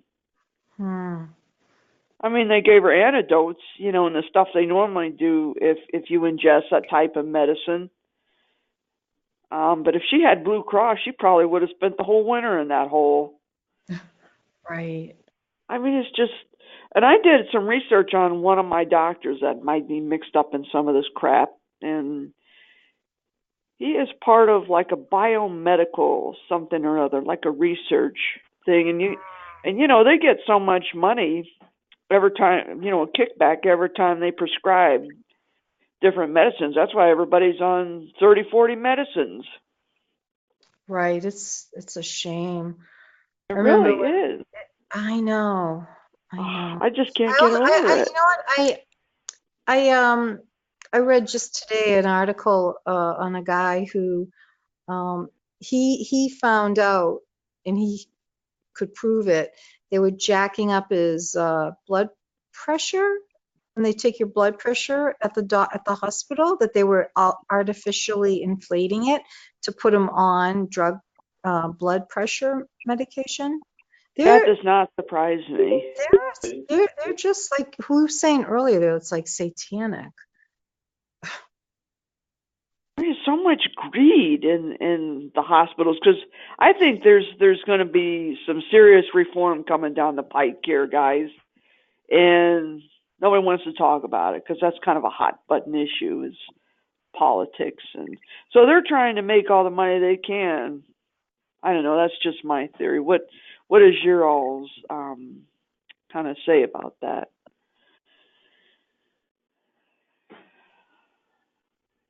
Do you agree with me? You think there's going to be some serious reform coming from someplace? I don't know. I hope so. I So do. I too. wish they would. I wish they would bulldoze everything down. The culture, I agree with socially, you. just start over. That's how I feel. Yeah, I just can't imagine bringing up kids and going through this kind of targeting stuff. Oh, I know that poor woman. I wonder, is she still on the line? Probably not. I Me too. I would I'm be sorry. so I was afraid. heartbroken. It was heartbreaking listening. That hurt me too, because I used to work with kids, and what the interesting thing is, I volunteered at a daycare center, hoping it would lead to paid employment. Now, we served Title 19, Title 20 clients. This was in 1988, and interestingly enough, the church next door did vaccinations, for free for the kids. Compulsory, I mean, that one's like a big hot button issue, is compulsory vaccinations. Because, they put all the garbage and stuff, and who knows what else goes in them.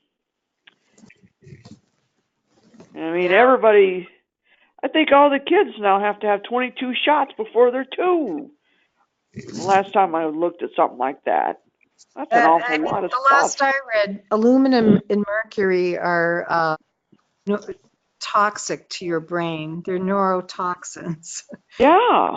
A little baby or a child, a shot, a cocktail. So many shots. I know. They and they touted in the news in weird ways. Like today, I read just the headline. I just couldn't even read the article. But the headline was, first autistic woman got her license and now is an attorney. They were making it like it was special. I wasn't. Yeah. I didn't feel it was special. I thought it was sad. Because so many people have it. I think the what was the commercial that used to be on like all the time? It said 1 in 3 had autism. Right. I wonder if this is all tied into what's going on, with targeting. Like if it's kind of part of the whole. Yeah, Munchausen's by proxy, targeting, human trafficking. I've been interested in all that kind of stuff, and it all kind of gets tied up together in one nasty mess. Right. I mean that's terrible that you have to make patients sicker so you can keep them in the hospital, and then you get on the TV crying, "Oh, well, we hate taking care of people on Medicare and Medicaid because we don't get paid like we should." It's like and all over the place. When managed healthcare came along, like when even before I got sick, there were so many doctors pulling out. They were putting signs up all over. We do not accept Medicaid or Medicare here. So I don't know. I don't know what's going to happen with the baby boomers coming in. I don't know. Maybe that's part of the reason why they're so desolate and so depressed, because they know something's up, or they've just been targeted from birth. They're just, I think of all the weird stuff. But getting back to the daycare center, I got this chicken pox like illness. And I'm even wondering if that was seriously chicken pox or if that was just because I went to public school, and I mean every kid was out. Some kid was out at least once a week with chicken pox. I never got it until I was 15, and I thought that doesn't make any sense. And then not even 4 months goes by, they did a chest X-ray and found a spot in my lung. It wasn't cancer though. oh, I just wonder, thinking over my family's history and my health history. Man, what the hell? That's all you can think of sometimes. You just shake your head and wonder what's going on. And here's the bad thing about vaccinations I came across a few years ago, that if somebody goes into foster care and they're behind on 7 shots, let's say, they're going to get all of them. And the minute that the foster parents take the kid to the doctor, it's like, are you kidding me? Yeah, you can read a lot about that on mothering.com. I love that site. yeah, it's frustrating. I have a little niece, a year old, and her parents, she's my grandniece. Her parents, my niece, her husband don't want to hear anything about it. They're just going to vaccinate her up. Oh, I'm sorry. Thanks. Well, they It's got just, this movie. Go ahead. oh no, it's so sad. Yeah, Yeah. I know. Is it called Vaxxed, the movie? Yeah, that's what I was about to tell you. It's a movie called Vax. I mean, you can even just put in vaccine injured or vax injured. I mean, I read about when Gardasil came out, was first on the market. One kid, she got the shot. Now she's going to be quadriplegic on a ventilator the whole rest of her life. And they were worried that she'd get cervical cancer, which that's not good either. But right. And then another person, she got the shot and she fainted. Somebody else got it, and they were sick for. It's kind of weird, but like their targets too, they're being experimented on as well.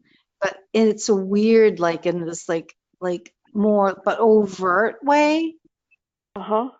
Isn't that, I haven't never thought of this in that way, but and I'm just talking out loud. Like their targets too, but it's in a different way. What if you have to use a public health clinic? That's a big area for targeting right there, because nobody stays more than a couple of months, so nobody catches on, and if they do, well, but I mean with the whole vaccine thing. Yeah. I mean, that's debilitating. Who knows what's in, I mean, aside from the metals that are in the vaccines, it could be heavy metal. There could be chips or nanotechnology inside the vaccines as well. But anyway, I'm gonna head off. I'm usually in bed at like 9:30. Okay. But I stay up for the calls now. I go back to work in March, just because, as I feel very comforted knowing other people are out there. I've been able to sleep so much better, and I wish I knew y'all back in 2008 when things were really getting, especially that voice replicating software. Right. Man, people need to know about that first and foremost. Right. Because all that stuff needs is like a minute of your voice, and they don't even have to even get it from you necessarily. They could get it, hack into your, whatever that has your voice, and replicate it from there. I mean, right. You think they could do something more constructive, like make a cure for cancer, Right. Right. But they won't do that. That's why that man is jailed in Texas. I don't know if he's going to ever get out. Hence the name psychopaths. They don't. Yes. My name is Ryan. I'm also like 30 miles north of Boston. Oh, really? Oh my God. Hi, Ryan. Hey, how you doing? Oh, we're just kind of knocking around some ideas, but it's always good to get out here. Are you the Ryan that has to call every night, or are you somebody different? Oh, somebody different. Okay. Definitely somebody different. So how did you guys find this call? Did you find it on an online board, message board somewhere, or? I'm actually in Massachusetts, and just searching websites that had a pretty straightforward name that I gravitated towards. Because the first time I came across it, I thought, oh, nuts. That's only going to be for people in Massachusetts. So I wrote in, and that's how I found out anybody from any state could come in.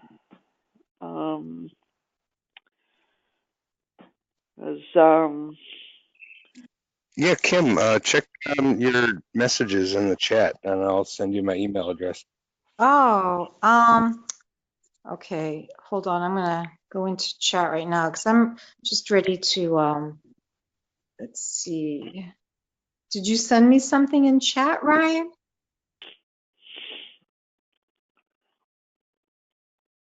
Ryan, did you say there was something in chat?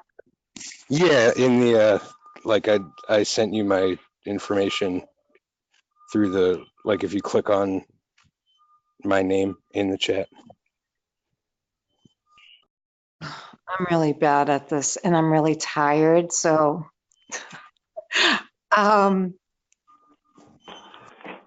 could you how about if, oh geez. Okay, I'm gonna just I'll email Frank if he can just pass my email on to you. Would that be good? Yeah, that works too. Oh, okay, great.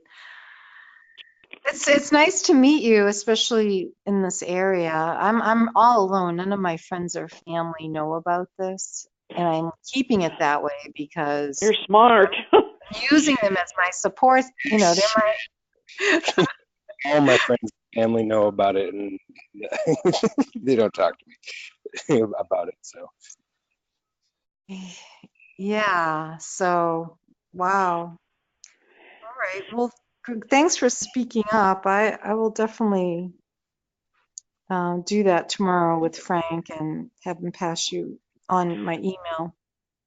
I've even seen up on meetup.com that people are forming groups in libraries and stuff. Wow, they're so brave.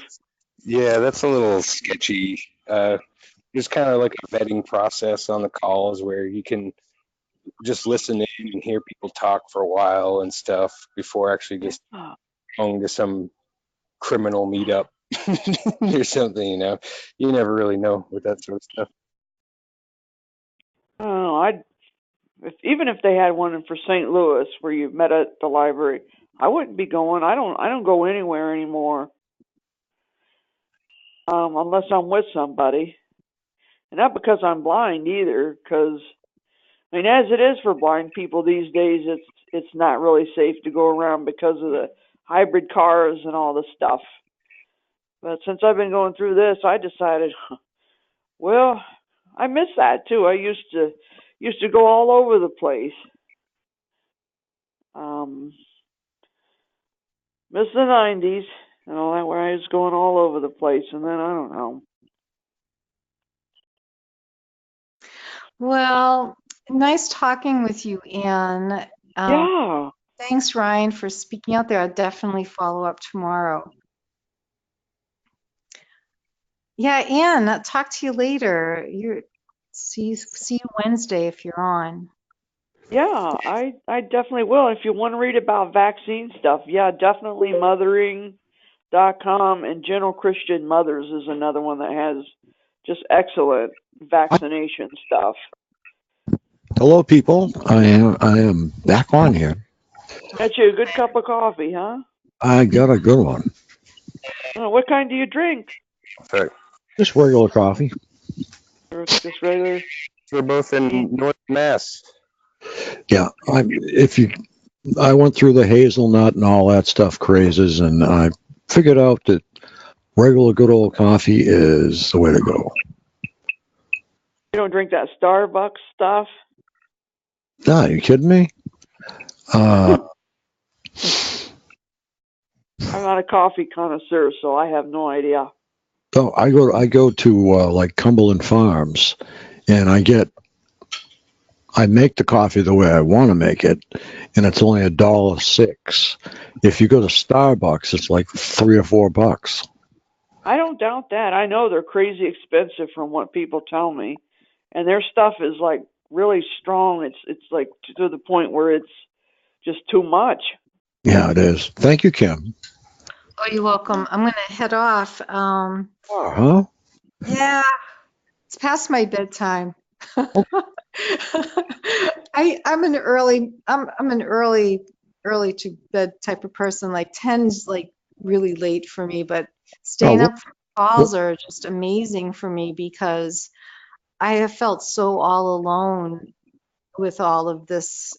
And so thank you. It's just been a boon to find. Send you some more docs too. Two or three more docs. You can look. Okay. Good. All right. Kim is in Northern Mass, and I'm in Northern Mass, so it'd be cool to maybe meet up. Definitely. She's never met a normal TI. Would you want to facilitate the contact swap there? What are we talking here? So I'll ask. I'll check in with you, Frank, tomorrow, just so I can pass my email address over to Ryan. Sure, no problem. Oh, that'd be great. We can do that. Got a lot of background noise here at work. Okay, good enough.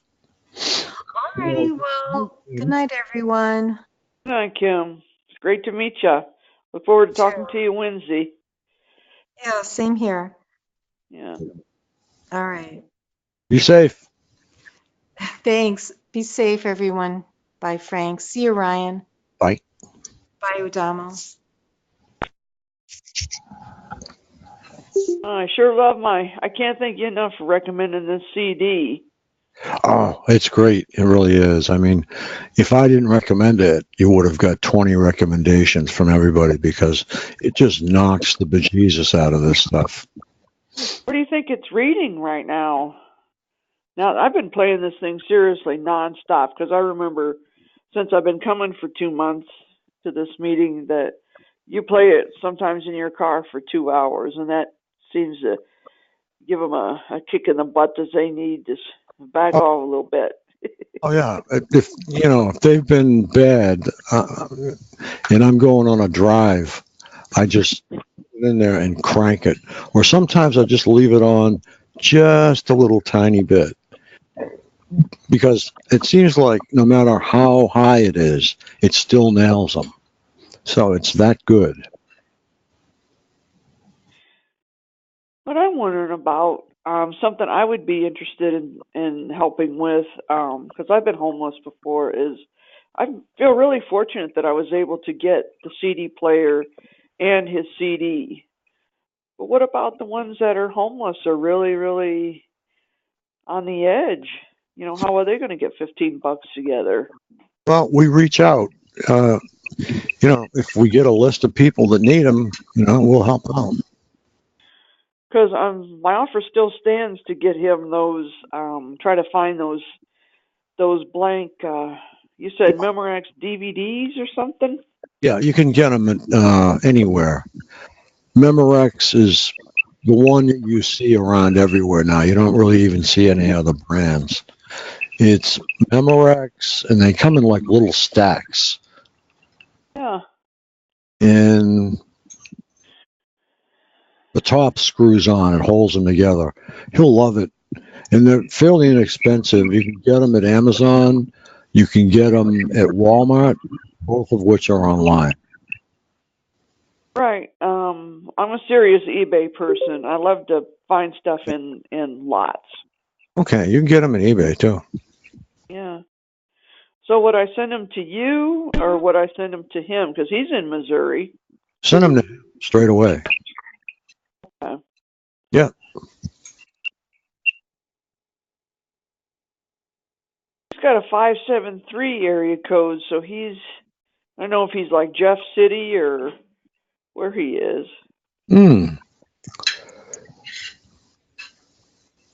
Yeah, we have got nobody to do the after call tonight.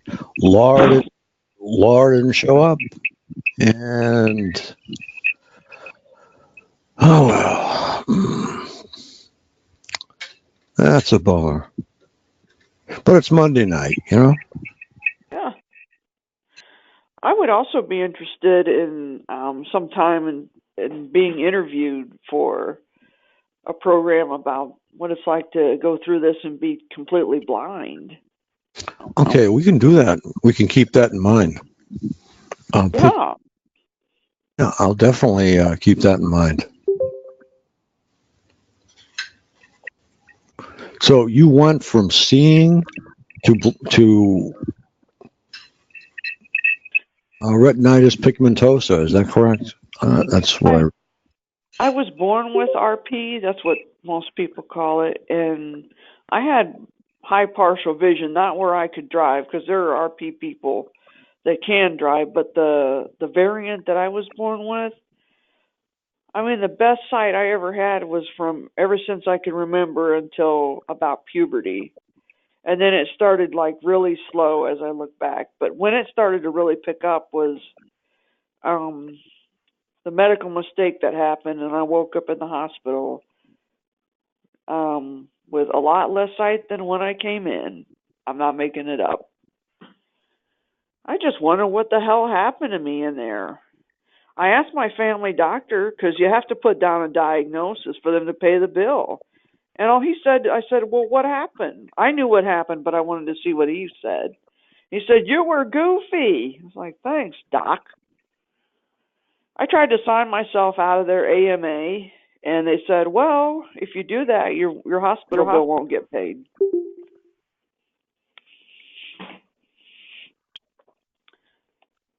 You still there? Yep, I'm here. Okay. I was just checking. So I stayed. They sent the shrink in there. He didn't say anything. He didn't prescribe any medication for sleep or anxiety or anything. He just had me he asked me who I was, where I was, the whole are you oriented ×3 thing. Yeah. And to count backwards, deducting 7 from 100. Yeah. And then he left the room. That was it, huh? He probably got paid, real good from my insurance. I mean, you could see that I was bald and stuff. Yeah. I don't know. No. But I mean, one minute I was sitting up there in my apartment, could see pretty decent. And then the next minute I'm waking up in the hospital. And I was just logical deduction. I had this IV in my hand. RV, geez. I need to get more sleep. Hey, I was going to leave you guys alone. I was just wondering whether you wanted to listen to a video. Somebody sent me an email and they wanted to listen to this one particular video, and I cannot remember which one it is. But would you like that, or would you just rather hang out and talk? I'll just hang out. Okay. That's okay with everybody else. I mean, I go either way. Yeah, it's 12:55. We'll let it go to 1. How's that? Oh, okay. I never do that on Monday. Monday's usually 12 on those. Okay. I'll talk to you later. God bless. Okay. Bye.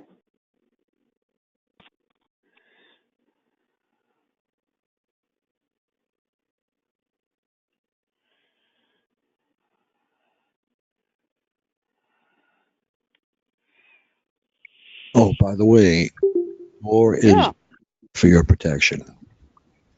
What's that? I'm sorry? What's that? Hey, Frank, what the video is about?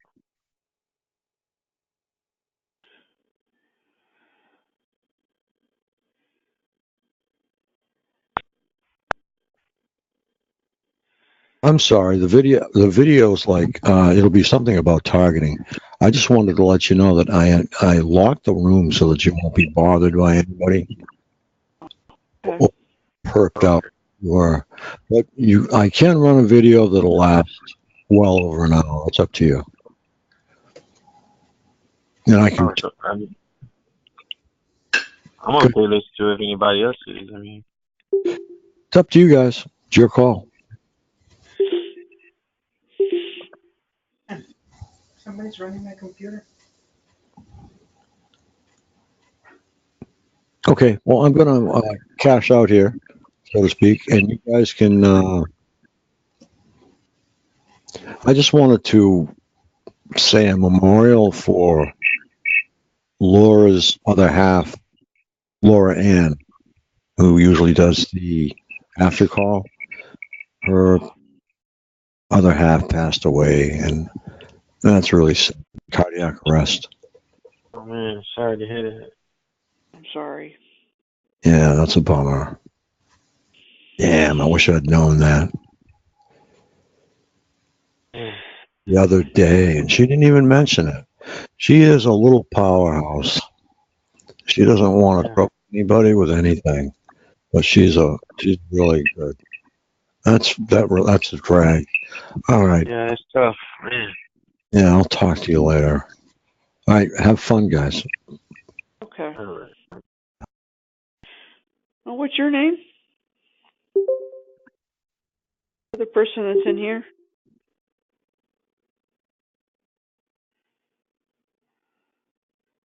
Hello? There's all kinds of people in it. That was Kevin from Florida, I think. Oh, because I'm still getting in. You think after 8 weeks I would know everybody's. Yeah, this Kevin from Florida. Okay. Yep. Oh, yeah, I talked to you another time. Yeah, Yeah. I think. Yeah. Yeah, I've been getting a lot of really good support in here from the Facebook group and then coming in here. It's just good to compare notes with other people because there's nobody I could talk to about this kind of stuff. Yeah. It's rough. Sure is. Nobody listening. Yeah. I've been playing the stuffing out of this Dave. Do you have the CD? Dave Case's CD? No, I don't have his CD. I don't have the I get like tortured like crazy, but I don't have the V2K. My little sister get V2K, but I don't. Oh my God. But I think they trying to do it to me because I'm constantly keep hitting it, all over my body in the areas that they say you get the V2K in. They hit me in that area. Most of mine, as far as anything, was just like a bunch of. I just put down biochemical warfare and on a questionnaire, like when they ask you to describe what's going on. Because I had an epidural in 2011 that I got really sick from. Because I have bad, low back pain. I mean, I had been getting shots from this guy for almost half a year, but I don't know why that particular one I got sick from.